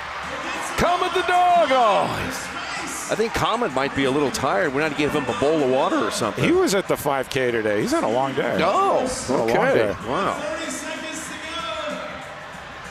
I think Casey Wolf has been influencing the rest of these mascots out here. They're starting to carry the ball. Yeah, rules. What are rules? Exactly. They used to play with a real ball, and I think they got smart and decided that wasn't a good idea. So here goes Comet. He's going to try. Oh, and he dropped the ball. He drops it. And then he blocked his own team shot. Casey Wolf's team is the winner. What fun. Well, we all know that they were well fed, too, before the game. So, they were. So hey, that's good. You want to talk awards and MVP? And I do, and while we're doing this here, I want you to tell look me. at this replay. Oh, here comes Mac from the Mavericks. Collision. That's awesome. And there goes Comet. Almost lost the ball. And then he's going to block his own shot. It's like, Comet, look up.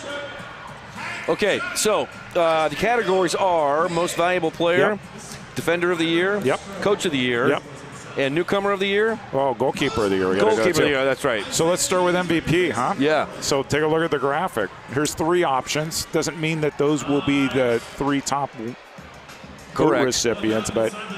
And Rion Marquez has moved up to 45 points now, 1 point behind Alex Sanchez. I mean, so what he has going for him, Nick, is because he was hurt earlier in the year. If you look at his points per game, it's a 2.4. Sanchez is 2.1. Both teams have a lot of players who can score goals. Obviously, Milwaukee does because they scored 17 yesterday. But I mean, I think that's neck and neck in terms of what are voters going to decide.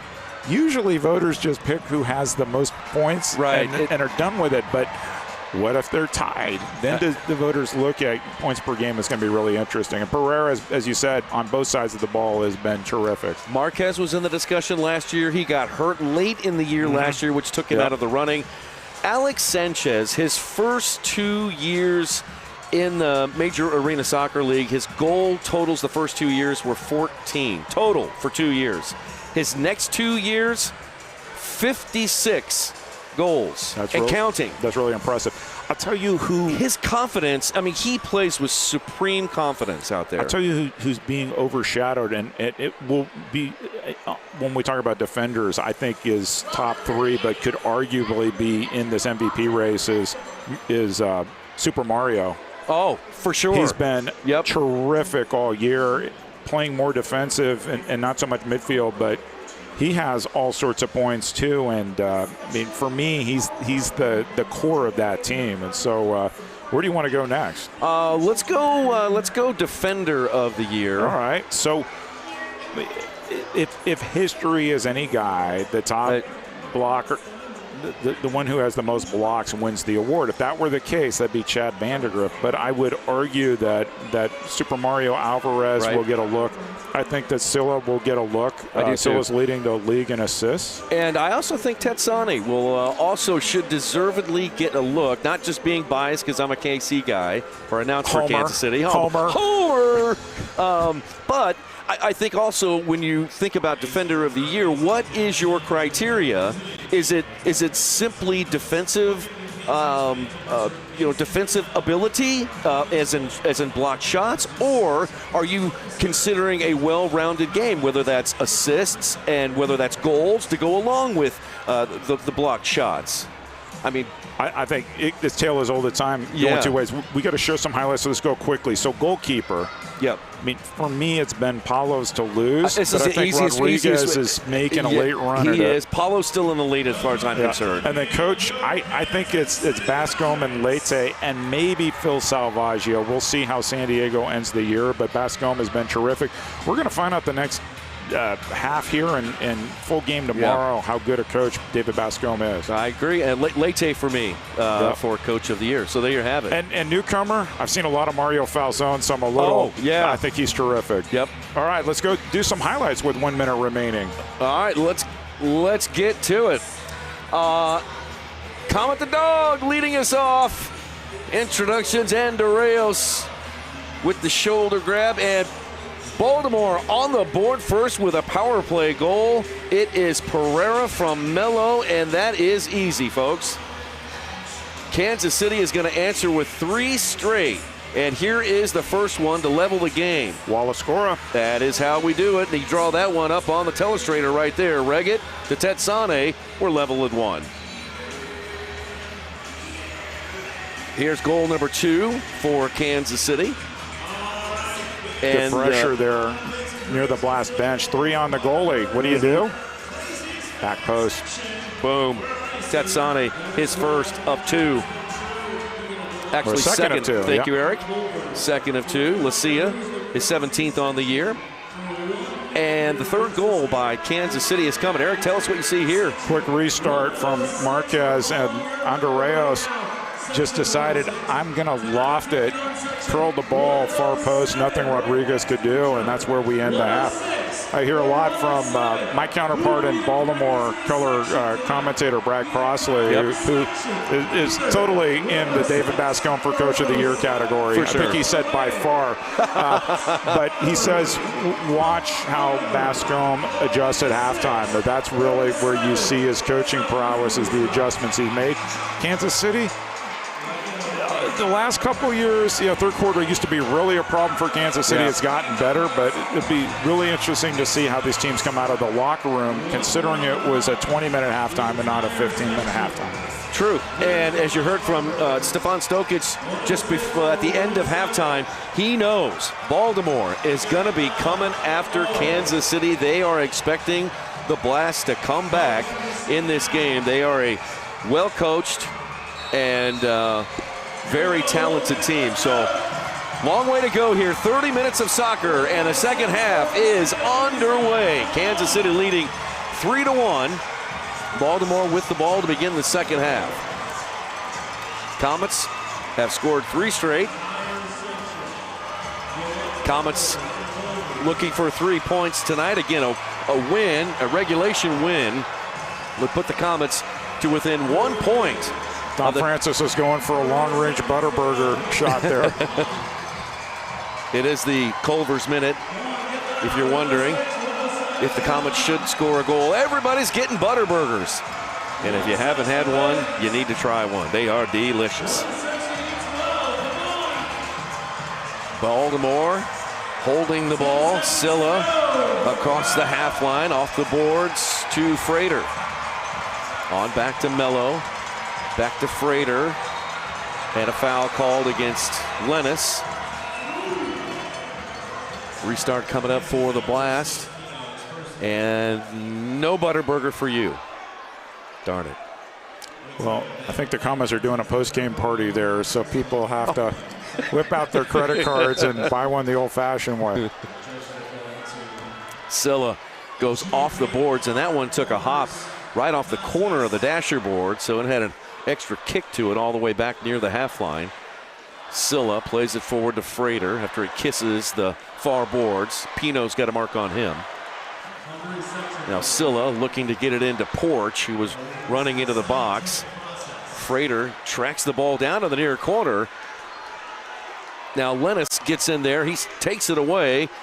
Lennis now is double teamed on the boards. He goes down, and a foul called against the Blast. Get the latest news on the MASL and your favorite teams by following MASL Soccer on Facebook and Instagram, and MASL Arena on Twitter. Man, last night, not to beat a dead horse, but every goal was clipped from last night's game, and you can just track every game across the MASL on social media. If you miss it, giveaway. Thomas got lucky there. Sure did. Pino up with the loose ball, looking ahead for Marquez. Rion's got it one-on-one right now. Rion tries to turn, shoots, just wide. That's bread and butter Marquez right there. Had the back post too. Yep. Now here comes Porch. Look how fast he is down the left side. He'll shoot short post. Ejimadu got a piece of that one. He may have bumped his head up against the boards. Now Pino will clear it out towards the half line. Smart play by Nascimento to head it back to his goalkeeper.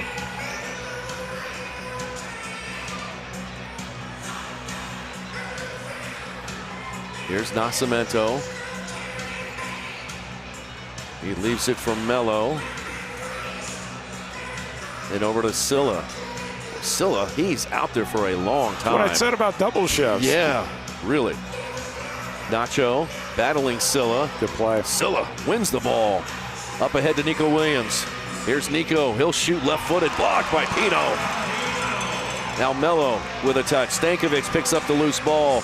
Tried to play it into the corner, but knocked it out of bounds. MASLsoccer.com is your home. Everything Major Arena Soccer League. All the latest news, leaderboards, highlights, and more. Eric Bergrud, Nick Vassos, Lux Elzinga with you here from Cable Dahmer Arena. It's the Kansas City Comets hosting the Baltimore Blast. We're in the second half, 12:09. Left to play in the third. Comets leading 3-1. So I got a funny Kansas City Baltimore story. This is actually a funny one. This isn't like, so there's a guy I work with my day job, who was going through old stuff at his house, and he found some old Kansas City Comets trading cards that the fire department used to hand out to neighborhood kids. With facts on the back. One of the cards is Carl Valentine, who played for both of these teams, one of the biggest trades in Kansas City history. Oh, wow. So I almost brought it tonight. Then I'm like, okay, what am I going to do? Put it on air and you'd see a little trading card. But I've got a few of those in a notebook at home, Eric. That's very cool. Yeah. Here's Reggett right in the target. He'll play it back out to Kazim. Not what he wanted to do with it. No. Kazim's touch bounces off the turf, out of bounds. Capelli Sport is the official and exclusive preferred uniform and apparel provider of the Major Arena Soccer League. Visit MASLsoccer.com to shop the all-new MASL fan store for the latest MASL and team gear. Here's Porch. He stops on the Comet yellow line. Plays it back to his teammate, Pereira. Here comes Pereira, the team captain. Thought about it with the right footer. Instead, we'll play it back. And then Pereira gathers it back into the middle. Little give and go situation. And a good job by Holloman to shield away Frater to allow Ejimadu to gather it up. And he's throwing right down Main Street to Acosta. Worried about Acosta's health. He's been out there regularly. Lennis. Forward it comes to Marquez. Rion sliding it into the middle for Lennis or for Acosta, but it deflects into Rodriguez. And he's got it. Vandegrift heads that one into the Comet bench. And it'll be blast ball. Soccer Signal is your home for in-depth data analysis, comprehensive breakdowns, and exclusive interviews from coaches around the league. Don't miss Soccer Signal every other Thursday on MASL TV. New episode should be on this Thursday. Here's Rodriguez. And that one off the turf and out of bounds. Joseph Reyna and Mark Litton do a terrific job. Different topics. They did the high press leading to goals last episode. They've done goalkeeping. They've done when they do challenge flags. It's terrific. Great insight into the game. Here's Reggett. He's able to knock it down, get it to Francis, who shoots and buries it. Reggett to Francis. And the Comets are leading 4-1. Reggett is shaken up on the play. Looked like Reggett got smacked in the face here. Let's see what we can see. Oh no, it's his ankle. Oh, he was, yeah. Good pass. Good shot. 4-1. Reggett, he is up. He is walking off the field. I don't know if he just took a bad step there, but he made the pass. Another assist for the Comets captain. Number 16 on the year for Zach Reggett. 4-1 Kansas City. Looks like he wants new tape. Dominic Francis, his 17th goal of the season. And Francis is heating up for the Comets, Eric. Here's Welly. Welly shoots. Turned aside by Ejimadu. Tetsane just clears it out of the way. Good play by Lucia.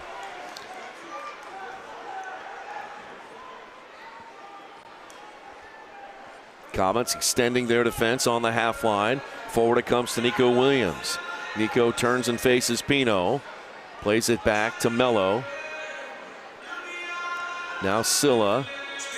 Silla's pass is deflected by Souza. Souza plays it forward. Silla able to get it back to Rodriguez. To Ospino, and then up to Pereira. Here's Pereira working on Acosta. Pereira, couple of times. Good job by Acosta to poke it away.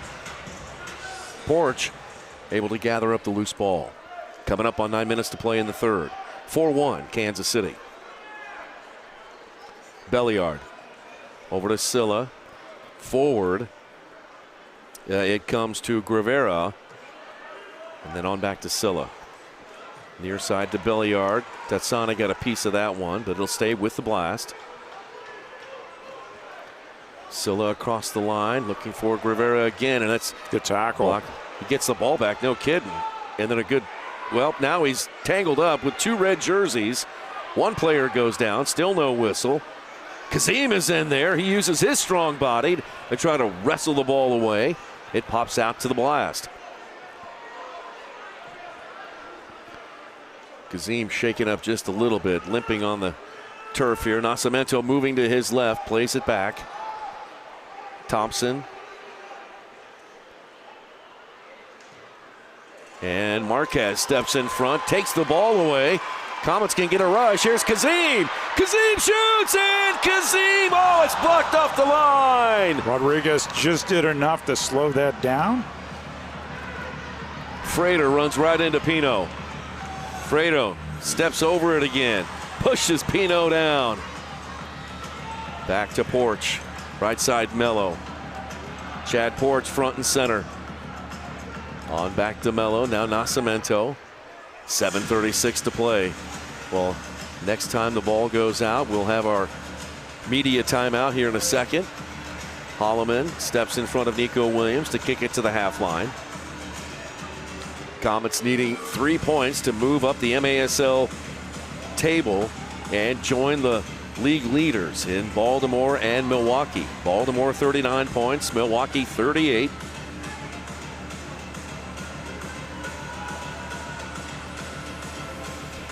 Also on 38, the San Diego Sockers. No, you didn't say that right. Oh, sorry, the 16-time champion San Diego Sockers. That's right. How long have we been doing this, Nick? I know. Okay. That's right. I think I've got it. Thank you, Professor. No, you're not the professor. That's somebody else. All right, let's take a break here.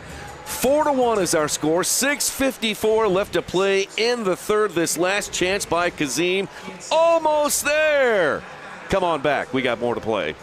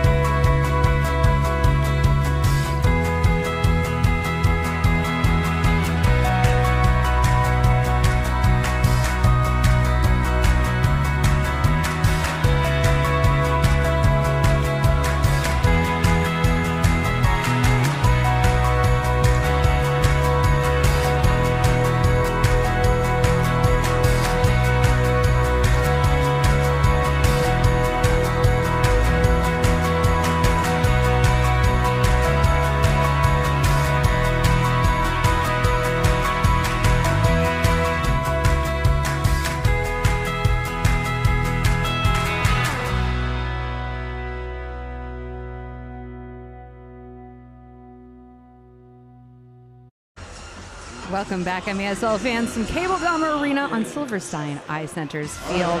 We are 4-1.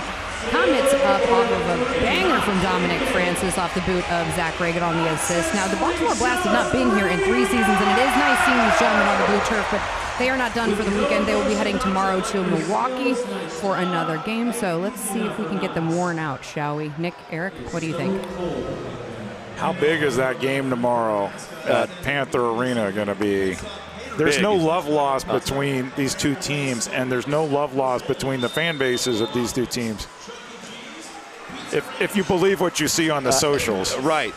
And I'll dare say that two fan groups, as in the Ambush and Stars fans, are going to be watching intently tonight, as St. Louis will travel to Tacoma. Must win for Tacoma if they want to have any chance of making the playoffs. 100%. That game kicks off 8:05 on MASL TV, so stay tuned for that. It'll be on right after our game. Here's Mello. And then Sunday, Empire at UCFC, Baltimore at Milwaukee, as we just mentioned, and then St. Louis at San Diego. That's a big That's a big trip weekend. there. You get on an airplane from SeaTac down to San Diego, back-to-back games for the ambush. San Diego needs a rest, so I expect them to be fired up tomorrow night at Front Wave Arena. Foul called on Baltimore. It'll go against Frater. He's got that wry smile on his face. St. Louis has shown this year they can win on the road. They won in Baltimore. Sure did. Nacho forward up to Marquez. Marquez, whoa, what a nice turn there. Goes down, no call. Marquez can't believe it. Back the other way comes Frater, and now a 2-minute coming up for Lucas Souza. Lucas is going to be sent off. It'll be the second penalty against Kansas City this game.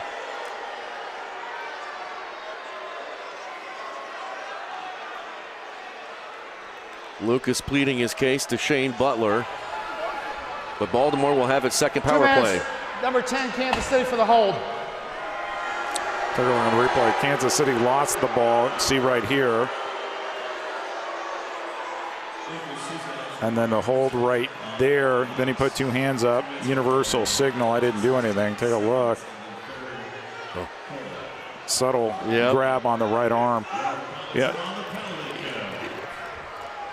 Whether or not that Silla versus Marquez battle there was a foul didn't matter, because the end result is power play. Kenny Loggins back on the PA system here at Cable Dahmer Arena.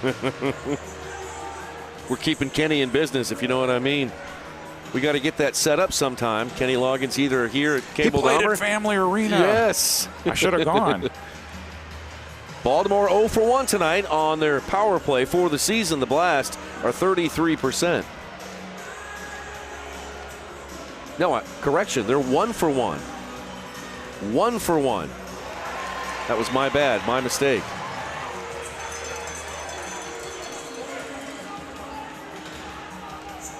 Here comes the Blast again. 1 minute, 10-second on the advantage. A shot from, I believe that was Welly. That was well off the mark. Now Mello to Silla. Across the field. Shot. Trying short post. Back down to the corner. And then away from the goal. Pereira over to Silla. Now front and center Mello. Back to Silla. One touch. Sliding in. Breaking it up as Lennis. Comets have their defense on one side of the field. Shot by Mello. That one just off. Fingertip. Yeah. Silla to Pereira. Pereira to shot. Good block that by Kazim. Took one for the team. Wow. Boy, Mello has had two good looks, and the door has closed quickly there. Here comes Baltimore again with 16 seconds on the advantage. Porch back to Silla. Now across, a header. Goal! It is Mello from Silla. And the Blast have pulled one back. It's 4-2. What a beautiful play. Silla gets a lot of assists. Add one there. Cross to the back post. We talk about it every game. That back post run, nobody there except for Jonatas Mello. Perfectly placed, perfectly headed. It's 4-2. Mello, number 19 on the year for the 10-year veteran. And for Omar Silla, that is assist number 20. What a year Silla is having for the Baltimore Blast. And Mello is just doing Mello things once again in an indoor soccer game. Under 4 to play in the third. Little bit tighter here. Blast out shooting KC 25-20. Reggett out there limping a little bit on the carpet, but he's giving it a go. Reggett gets knocked down. Rodriguez Boy, he's definitely favoring that leg. Definitely limping out there. He's trying his best to give it a go. Welly will leave it back for Nascimento. Zach's a bit frustrated over there on the bench right now. Meanwhile, Frater is down in front of the goal. This was away from the ball to the left of your picture right now. If we can, there he is. Frater's down. Pino shaking his finger. There must have been some contact between Pino and Frater. I don't think there's any camera, maybe a behind the goal camera if anybody was thinking about challenging, because it was definitely away from the action. There's David Bascombe, head coach for the Baltimore Blast. He retains his challenge flag.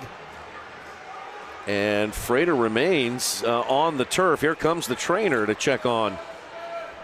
I don't think we even have video of that because the ball was like halfway across the field, so something happened in front of goalkeeper Philip Ejimadu. Kevon Frater from St. Andrew Parish, Jamaica. Second year for the Blast. Frater back up. Looks like he's going to be they all want right. to challenge it. There goes the flag. Oh, there it is. Well, here's the challenge to the challenge, Mr. Vassos. It'll be interesting to see what camera angles were there since the play was all the way on the other side of the field.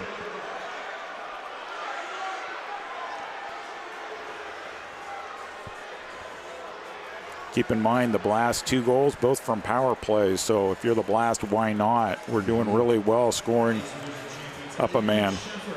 So I guess would it be, I don't know what they're challenging. Are they challenging a penalty, maybe a foul? A blue card off the ball. It's just going to be interesting to see if there's a camera angle that would show it. Maybe one from behind the goal. Well, our crew here at Cable Dahmer Arena, very good crew here. We're going to see what we've got for the officials, Brian Martin and Shane Butler. Here we go. Push. We've got it. We've got it. That's a foul. You know what they could do is they could just call it a regular foul. I mean, there is some embellishment there by Frater for sure, but is certainly not the level. Yeah, that's an embellishment right there. I think their decision is made right now. Let's see what they call.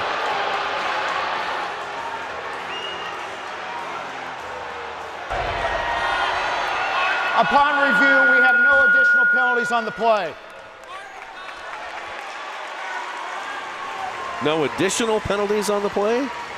Does that mean there is a penalty on the play? I don't think that. I don't think so. Yeah, no, it's.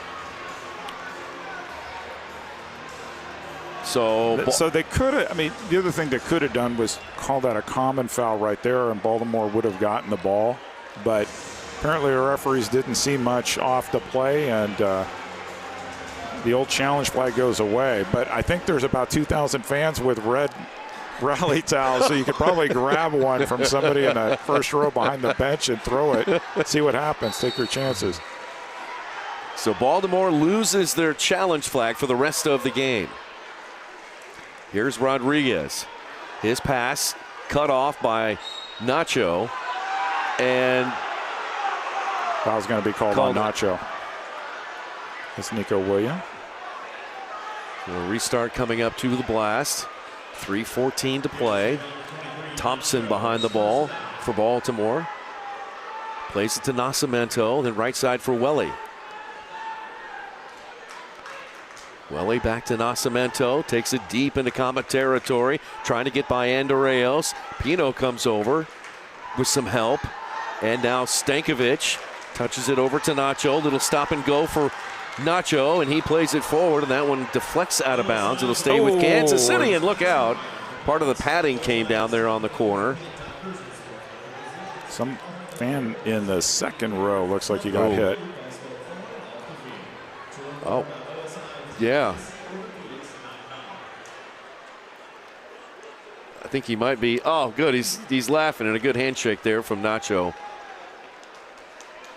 Be Kansas City's ball. Those seats, telling you, life comes at you fast, all right? All these fans down there want the glass down. That comes with the territory. Here's Marquez. On back to Francis. 2 minutes and 40 seconds left in the third. It's 4-2 KC. Ejimadu lifts it forward to Marquez. Marquez flicks it back to Francis, who tries to run on that one. Off the boards, got it to Marquez. Oh, he couldn't settle it and turn. Rodriguez, quick thinking, just gets it out of there. Holloman kicks it back in, or holds it in, I should say. Now Welly plays it forward to Nico. Here's Nico Williams on the right side. Nico shoots. That one deflected by Nacho wide. And the Comets pick it up. Francis clears it out of the last third. Welly holds it in. Oh, look out. Here's Mello. Good block by Nacho. Now back to Welly. Welly looks. He shoots a left-footed shot. Another block by Nacho. Stankovic trying to weave his way back across the half line. And it rolls all the way back to Rodriguez. You know the expression about the next goal is going to be critical? I think the next goal is going to be critical, partner. Brilliant. Absolutely brilliant. You're right. 1:39. Clock ticking. Here's Pereira. He's got a goal tonight. Over to the near side. Thompson. Now off the boards. Ejimadu reads that one perfectly. Ejimadu up and throwing. Boy, Ejimadu, strong arm all the way into the corner. Reggett on a bad wheel shoots it. Lucas goes right foot off the glass. Kazim battling, trying to hold it in. Takes a heavy touch, sends it into the top of the arc. Kicked away by the blast. Comets will cycle it up once again. Vandegrift and Ejimadu. Here comes pressure from Baltimore. Ejimadu into the corner. Rodriguez kept it in play. He did keep it in play, and he kicked it long enough, so not a top of the arc restart. Good play there by the goalkeeper for the blast.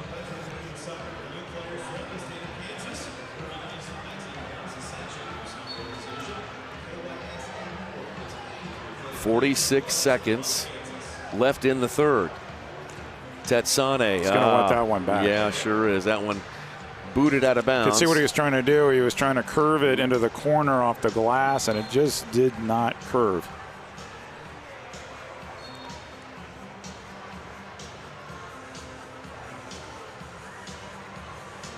Here's Pereira.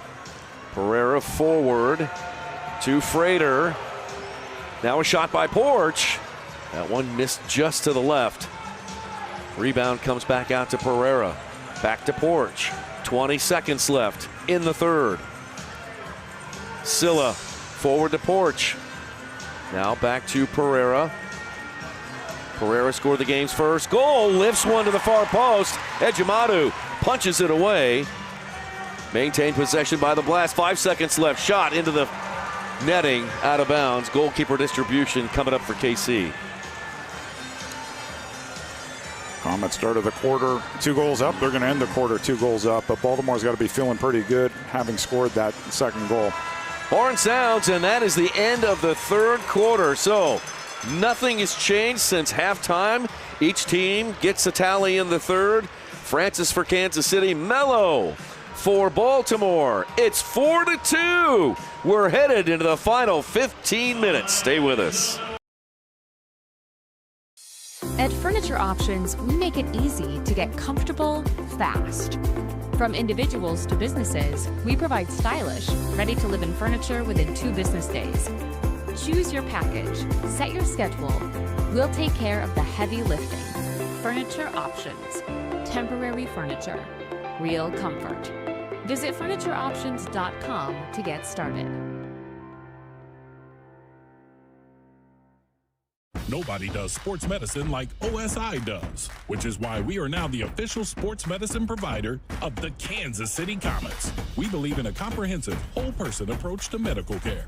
We put in the work off the field so our players can succeed on the field.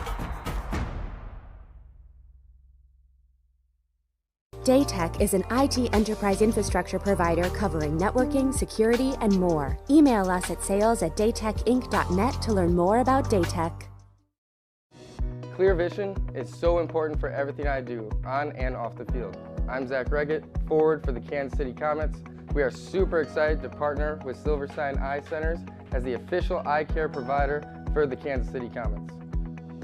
I'm Dr. Steve Silverstein. We would love to show you what eye care should be. Please call us to schedule an appointment or visit our website at silversteineyecenters.com. The Bonavia at Withers Farm, brand new 1 and 2 bedroom apartments in Liberty, and the exclusive housing partner of your Kansas City Comets. Enjoy modern luxury living. From spacious walk-in closets to a 24-hour fitness center, we have you covered. And yes, your pets are welcome too. Stop by or visit us online to schedule a tour of your brand new luxury home at the Bonavia at Withers Farm.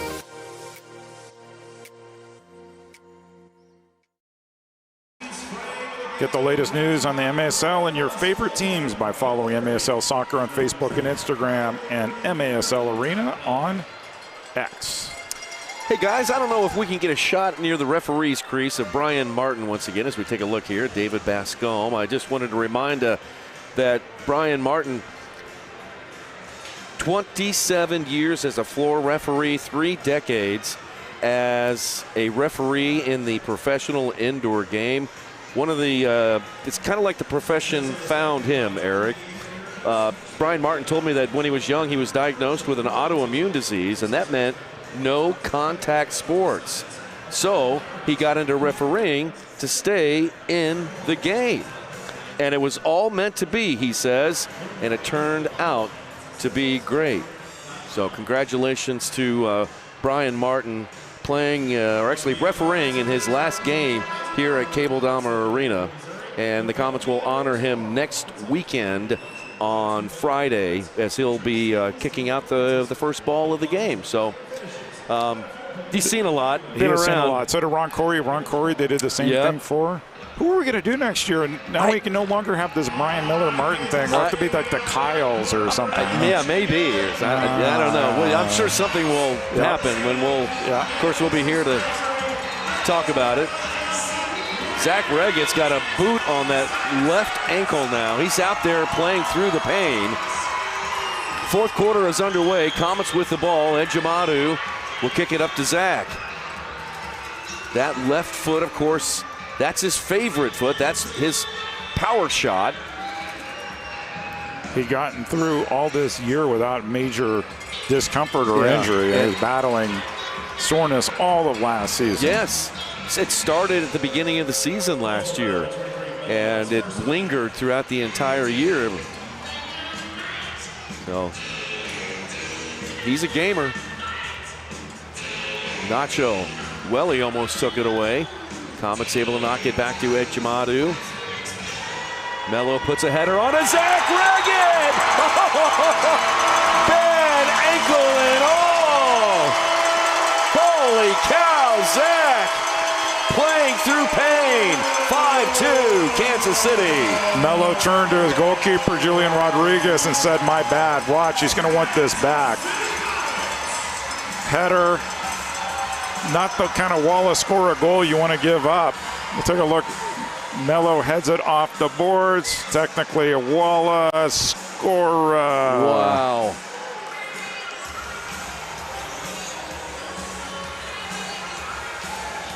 The gorilla is out. Comets were short a player. Junior Kazim jumped off the bench.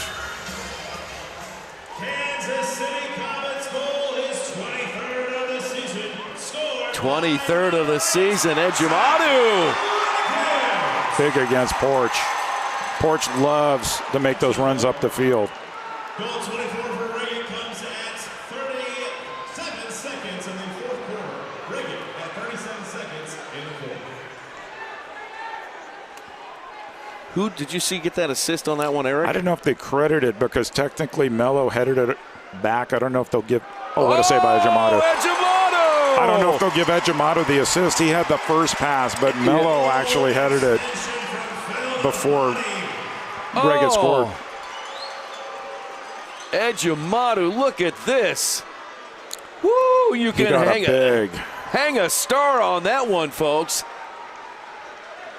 Oh, we've seen some terrific saves on that side of the field the last couple weeks here.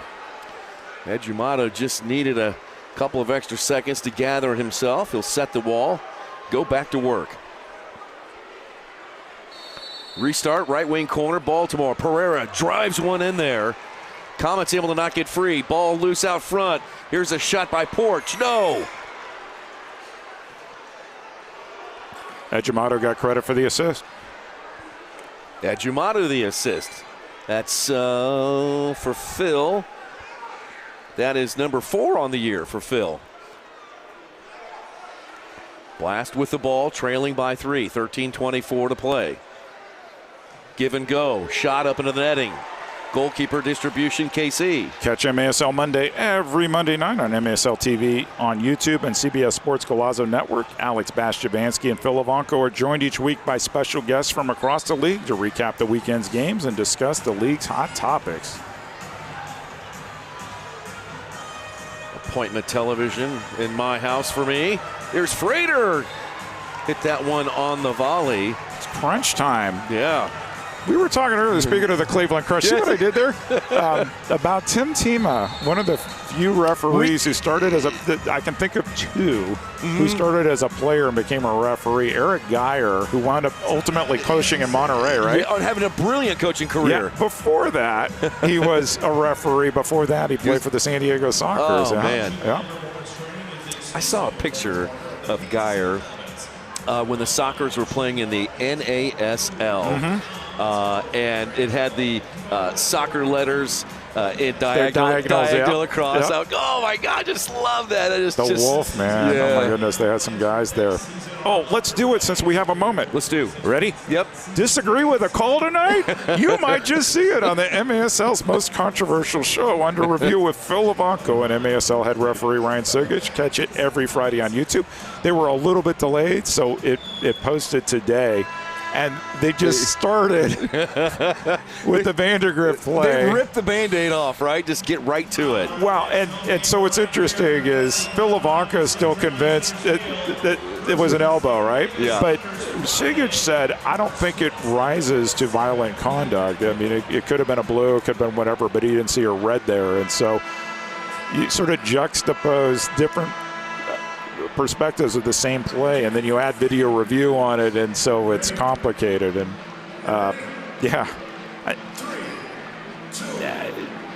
it comes out that half the fans agree with the call, half the fans disagree with the call. I'm talking about any call in this league, right? Right, yeah. Right. I mean, that's, people are looking for a definitive, final fact, you know what I mean? And it's just not, that's not how it is.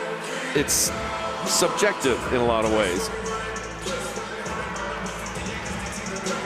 Comets with the ball. Nacho toe pokes it on out to Mikey Lennis.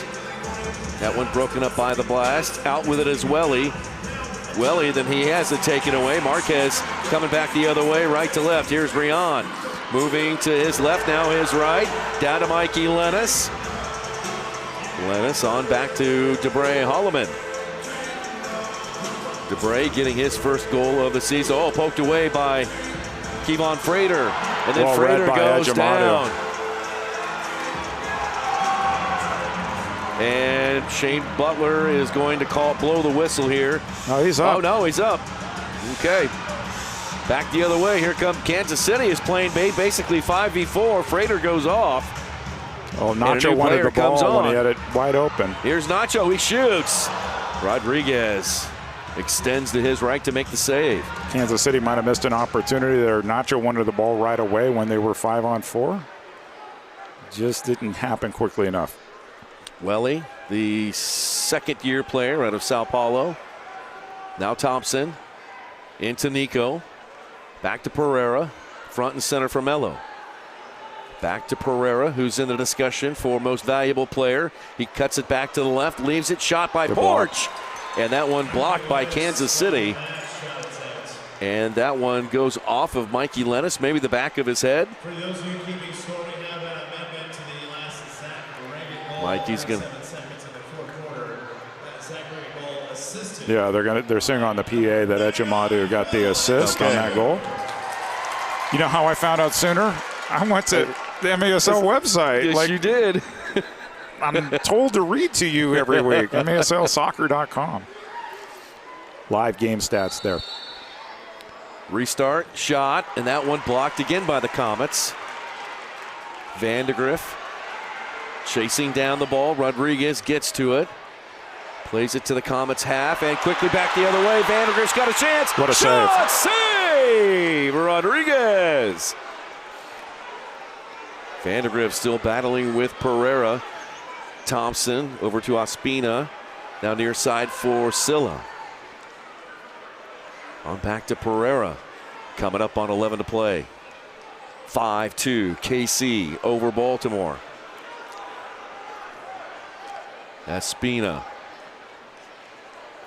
Leaves it for Silla. Good ball. Oh, back into Ospina. What a great ball by Silla. We've seen him a lot on TV, on MASL TV, just seeing him in person, the way he reads the game. He's incredible. Really he's good. a great defender. In fact, I'm not sure that Ospina was expecting that pass. Right. It was so good. Just perfectly threaded the needle. Meanwhile, Pereira serves that one down to Rivera and then kicked away by Pino. Comets will go for some changes. Marquez goes off. Andreos comes on as a defensive runner. Here's Welly. A couple of Sao Paulo kids going at it there with Souza and Welly. Now Holloman picking up Ospina, steps in, knocks it away.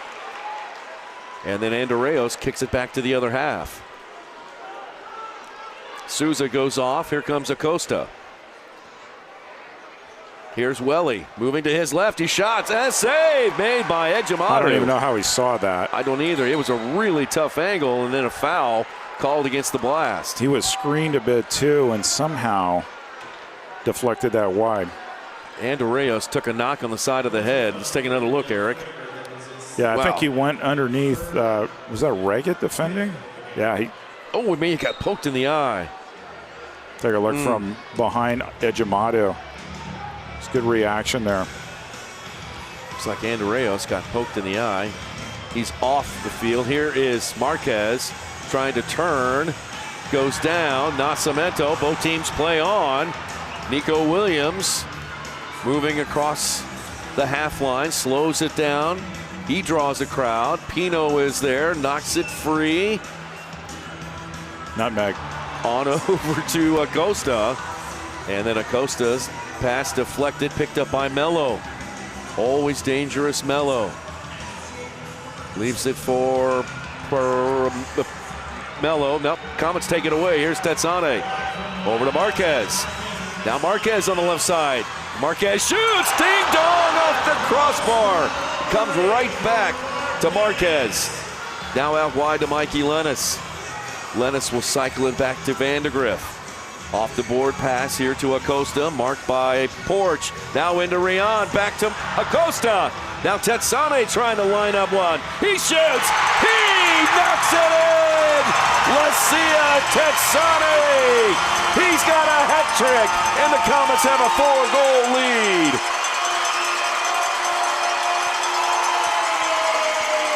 Terrific ball movement here from the Comets. We'll talk a lot about Tetsane tonight. Another hat trick for the Comet defender. Tetsane, he's going to go wide. Oh, and if you're Rodriguez, you're going to want that one back. You were near post, but he went low. Tetsane went high.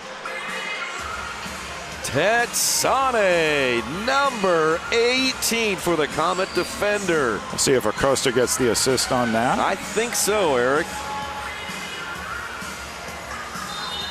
And that would be Leo Acosta's first point in some time. Leo with his 5th assist. We'll get it officially here from Nate Herron.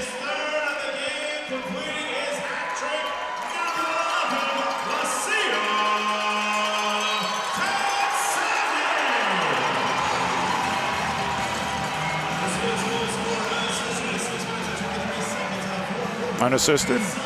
Okay. All right. Sorry, Leo. Restart, Nascimento. And that's a foul on Francis. Here's Nascimento. 8:19 to play in the game. Nascimento to Pereira. One-touch shot. Goal! They pull one right back. It's Pereira. Again, his second on the night. It's 6-3. I was just thinking, you have the media timeout coming at the 8-minute mark. What a good time to score a goal. Pulled it back after Vandergrift did the log roll. Check this out. Whoop. Hit it with his left. There were Comets players all over the place, and I think it deflected off Andreas, and nothing Egimato could do. He was going one way, the ball went the other. 6-3. What a goal. What an answer from Baltimore. 6-3, still a ways to go here. Souza, Lucas Souza looking for Regan on the right post. Kazim comes up with the loose ball, and Junior plays it to the half line to Pino.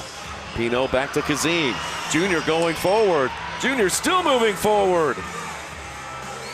He's got Thompson, and it's flicked back.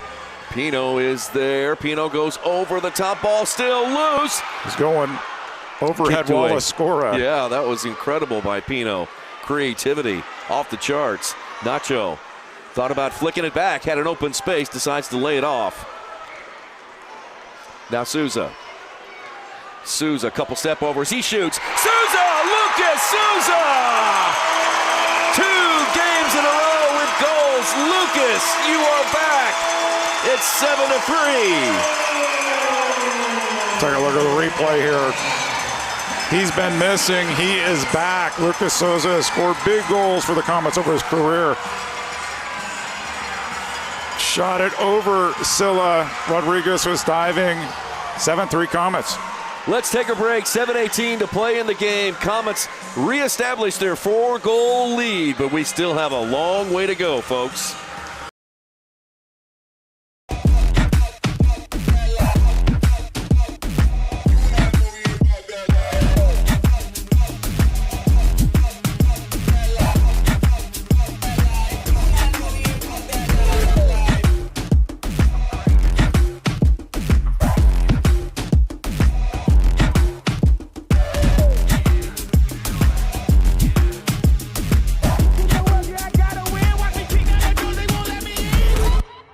I got hurt in a car wreck. Why should I call DM Law? Because whether you have a $10,000 fender bender or a multi-million-dollar case, we'll fight to get you every dollar you deserve. A client of ours was in a wreck and had a minor head injury. We were still able to put over $23,000 in his pocket. Another client of ours had a severe leg injury, and we got them $1.1 million.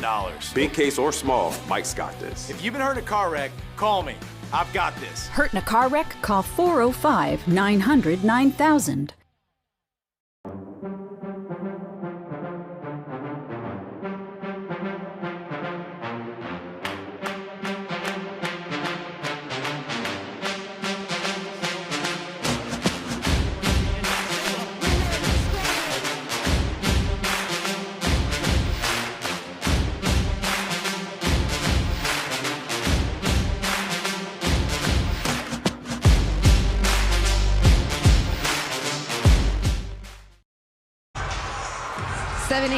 Here in the fourth. 7-3 Comets are up off of a score from Lucas Souza. If you're wanting to come on down and join us for the next home game here at Cable Dahmer Arena this Friday, March 27th, 7:05 Central Time. Here we will be taking on the San Diego Sockers. We are 1-1 on that series. It will be an evening not to miss here at the Dom. Nick and Eric, the rest of this game is going to be intense. I can feel it. It's the 16th-time champion San Diego Sockers next Friday night, actually, the 27th, and military appreciation night. I have not seen what uniforms they're going to wear. It's always cool. They're really cool. Yep. So Friday night, the 27th, 7:05, Sockers and Comets. Once Six again. attacker out. Yep. Mello. Mello's got the jersey on. That's kind of confusing. The jersey's red. So it's sort of blending in with a lighter red. Yeah, okay. You know, if it's your team, you're like, oh, it doesn't matter. If you're the other team, you're like, referee, you need to make him change. Just like everything in this league, it's about a 50-50 split. Right. Down to the corner, and a goal! Baltimore! It's Kevon Frater pulling one back for the Blast. It is now 7-4.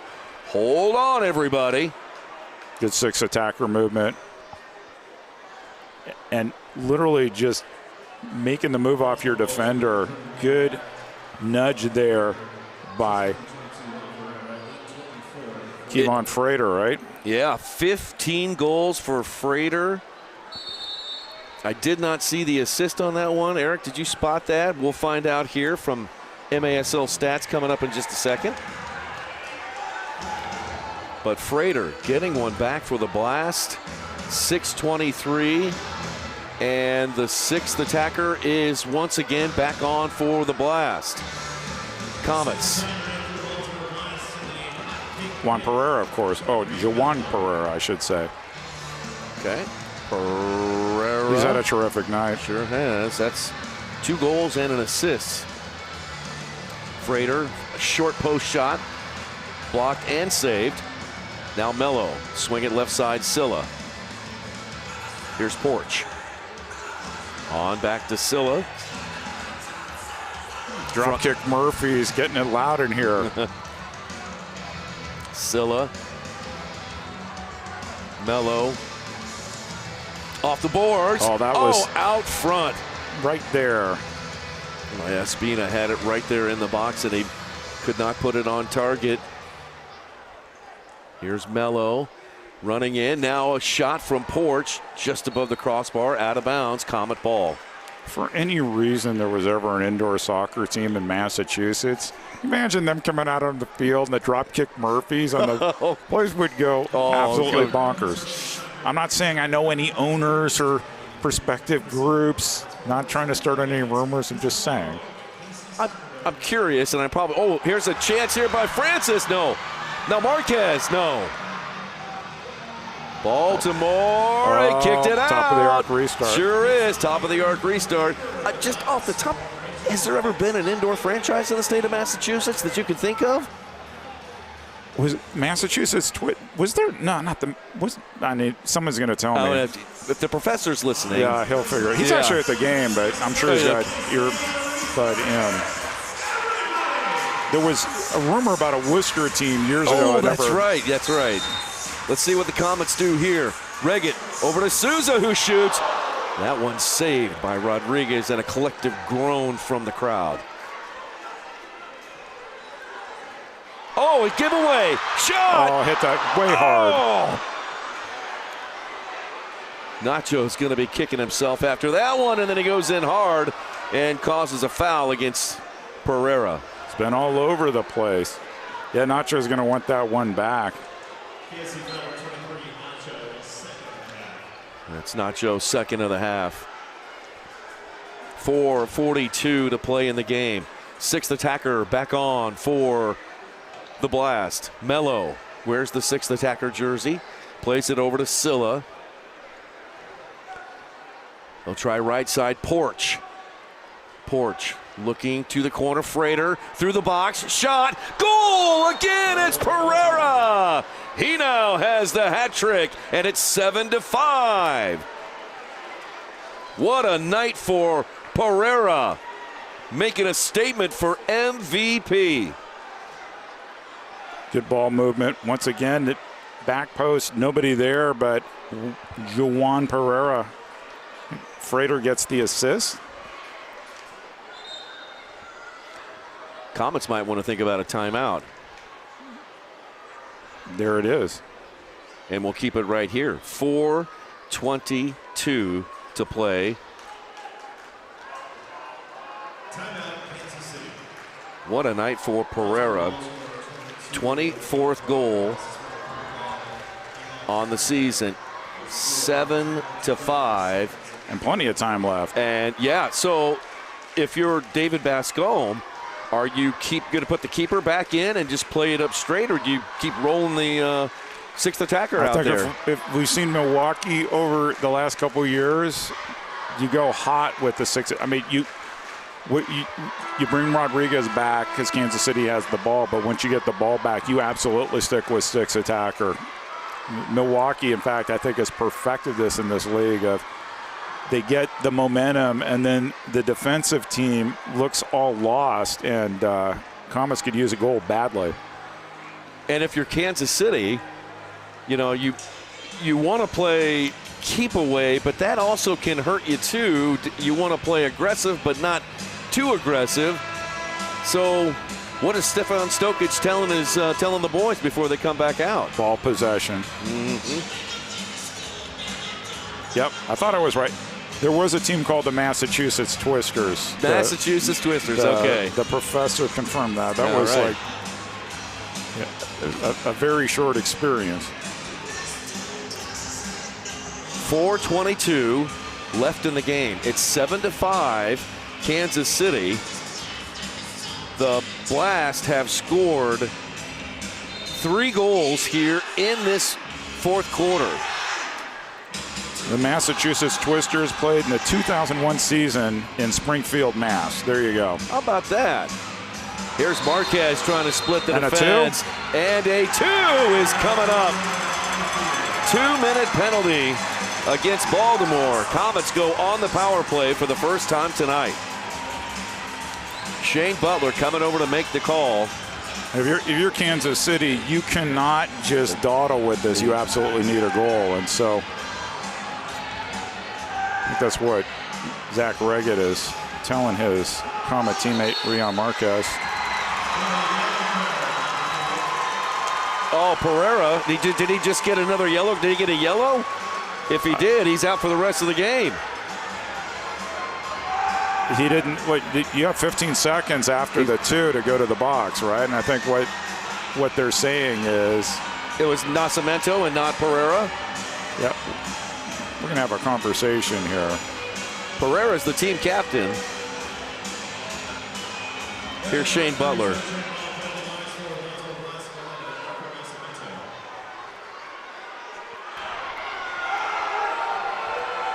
Number 11, Baltimore, 2 minutes for tripping. Yeah.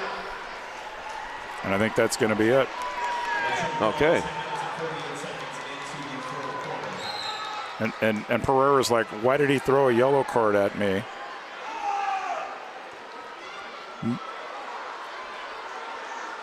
I'm guessing mistaken identity in terms of who Brian Martin thought got called for the 2. The 2 came from across the field by Shane Butler, and so he was like, okay, Pereira, why don't you go into the box? So, okay, Pereira's staying on the field. Yeah, he. Okay, so they've changed it to. No, it was Nascimento originally. Okay. Right. There were 2 Glass players there, Pereira and Nascimento. Here we go. Not working here, Brian. Here comes the arena mic. Right there.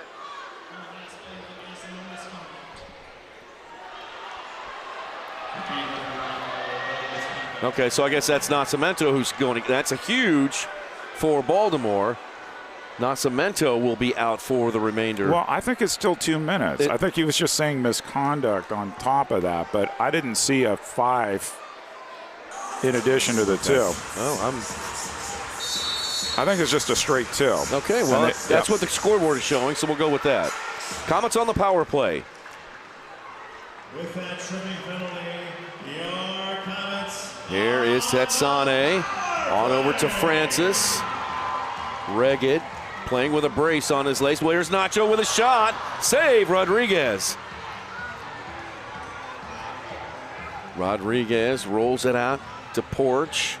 Comets are going to apply some pressure on up to Mello. And there goes Pereira. There's Mello. Down goes a wall pass to Pereira. Pereira with the hat trick tonight and an assist.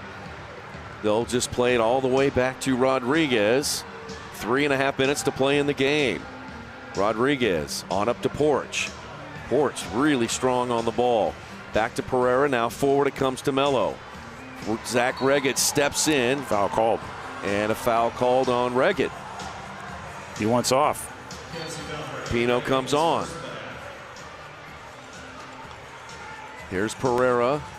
Comets on the power play here. and Baltimore with possession of the ball. Will the Comets get a shot on their own power play? Now Mello forward to Pereira. Here comes Pereira working on Pino. Pereira moves to his left. Pino forces him out wide. 40 seconds left on the advantage. Baltimore's had the ball nearly the whole time. Porch leaves it for Mello. Coming on is Welly. Welly running onto this one in the right wing corner. Got to watch for that player coming out of the box. Here's Welly. His touch lets him down, maintains possession. Cross the field to Espina. Espina on back to Mello. 13 seconds on the advantage to Kansas City, but you never know. Welly with a drive. That one up and over the glass. The trick for Baltimore is a lot of the guys you would want on the sixth attacker coming up or on the penalty kill, and so there may be some tired legs here coming up when they get the ball back. Tell you, Mello and Pereira have been out there forever. 1 second left. Penalty is over. The Blast have killed it. Nascimento comes back out. Marquez has the ball. Both teams even strength. 2 minutes to play in the game. Comets a 2-goal lead. Baltimore needs the ball. They do. Comets going to try to play some keep away here. Top of the arc and restart. Top of the arc restart for Kansas City. Great opportunity here for the Comets with just under 2 minutes to play in the game. Will the Comets use another timeout here to draw something up? Let's see it. Tetsane. Now Nacho comes over, plays it to Lucia. One touch. Shot and a goal! Tetsane! He's got a 4-bagger tonight! Comets lead 8-5. Take a bow, Lucia Tetsane. Nick Bassos on a one-man campaign to make Lucia Tetsane Defender of the Year. Comets didn't look like they knew what they wanted to do here. Just like they drew it up, though, at the world-famous Kansas City Soccer Dome. Low and near post. Tetsane just took one touch and then drilled it. It's 8-5. Number 19 on the year for Lucia Tetsane, having his best game of his career, giving his teammates a 3-goal lead over Baltimore. 1:44 to play. Boy, that was a huge one in this game for Kansas City, and a giveaway. Freider. They're going to say all ball. Kansas City got lucky there. Sure did. And back the other way, it's kicked out of bounds by Pino. It'll go to Baltimore with 91 seconds left in the game. Baltimore's going to have to get busy in a hurry. Here's Silla. Down to the corner to Pereira. Here's Mello. Right side Silla. Back out front to Mello. Down to Pereira. To the corner, back to Pereira. 1:05 to play. Right side Silla. Comets looking for the 3 points. Porch is in that area. Now kick long. That'll do the job just to kill time. Sure is. Rolling slowly to the back line. 45 seconds left. And it's looking good for Kansas City. 38. Silla to Freider. Over to Porch. This lost it.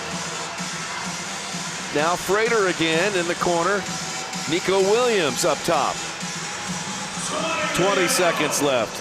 And that is going to do it. Comets are going to come out with a win, a regulation win over the Baltimore Blast. 11 seconds left to play. Here's Silla and a whistle and a foul. Kansas City. It's so loud in here you could barely hear that whistle. Exactly right.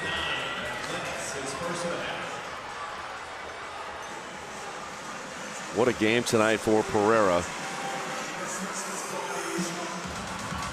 Tetsane, 4 goals. I think he's going to be chatting with our good friend Lux. I think so. That one shot off the leg of Zach Reggett. That one is going to leave a mark. He might have that Miter logo tattooed on his left knee. 1 second left in this one. Touch the ball, the horn sounds, and the fans are on their feet, cheering a Comet victory here at home. Comets grab the 3 points. They move up the MASL table into a tie for second place with the Milwaukee Wave and the San Diego Sockers on 38 points. Baltimore remains at 39. Comets win. Big crowd again here at Cable Dahmer Arena, 4,678. That's going to pretty much mathematically clinch for the 4th straight year. Comets leading the league in attendance. 4-goal night by Lucia Tetsane. Also tonight, goals by Reggett and Francis and Andreos. But Lucia Tetsane is the hero, no doubt about it. We're standing by to join Lux and Lucia. We'll do that here in just 1 second. Lux is trying to grab, boy, you can see Zach. He is spent, battered, and beaten. But that goal that he scored in the second half in the 4th quarter was something remarkable. All right, let's go down to Lux. She's with Lucia. 4 goals on the night, 25 points so far in the season. Lucia, how are you feeling? Honestly, I feel good. Feel very good. It was a very good game, but we know Baltimore it's a very good team. So we told ourselves that we're gonna keep up the energy and try to stop their momentum, because I think they had like an 8-winning game streak. So we definitely wanted to stop that. Walk me through that last goal. What did you see before you ripped it? Honestly, I just saw guys coming at me, and then I was just like, I'll roll it. And then once I rolled it, I saw space, and then shot it. How do you feel about Mikey spraying you with water right now? He's like my little kid. He's always messing with me, so I have to accept it. But I want to say thank you so much to the fans. If it wasn't because of them, I don't think we would have gotten this win. You were incredible tonight. Congratulations, Lucia. Great game. Thank you, thank you. Back to you, Nick and Eric. All right, great stuff from Lux down on Silverstein Ice Center's field. Lucia Tetsane, our man of the match. 4 goals and an assist. Baltimore's 8-game winning streak has come to an end. We'll take a break. Eric and I will wrap it up. Coming up next from Cable Dahmer Arena. Sports medicine like OSI does, which is why we are now the official sports medicine provider of the Kansas City Comets. We believe in a comprehensive, whole-person approach to medical care. We put in the work off the field so our players can succeed on the field. Daytech is an IT enterprise infrastructure provider covering networking, security, and more. Email us at sales@daytechinc.net to learn more about Daytech. To everyone who finds joy in a great meal, we'd love to see you at Culver's. What makes us happy is making you happy. Our menu is handcrafted to have something for everyone. Everyone. My favorite? The Butter Burger Deluxe. Definitely cheese curds. Chocolate frozen custard. From the juiciest bites to the sweetest scoops. We'll make all your favorites fresh. Fresh. Fresh just for you. From Wisconsin with love. Welcome to Delicious. Yeah.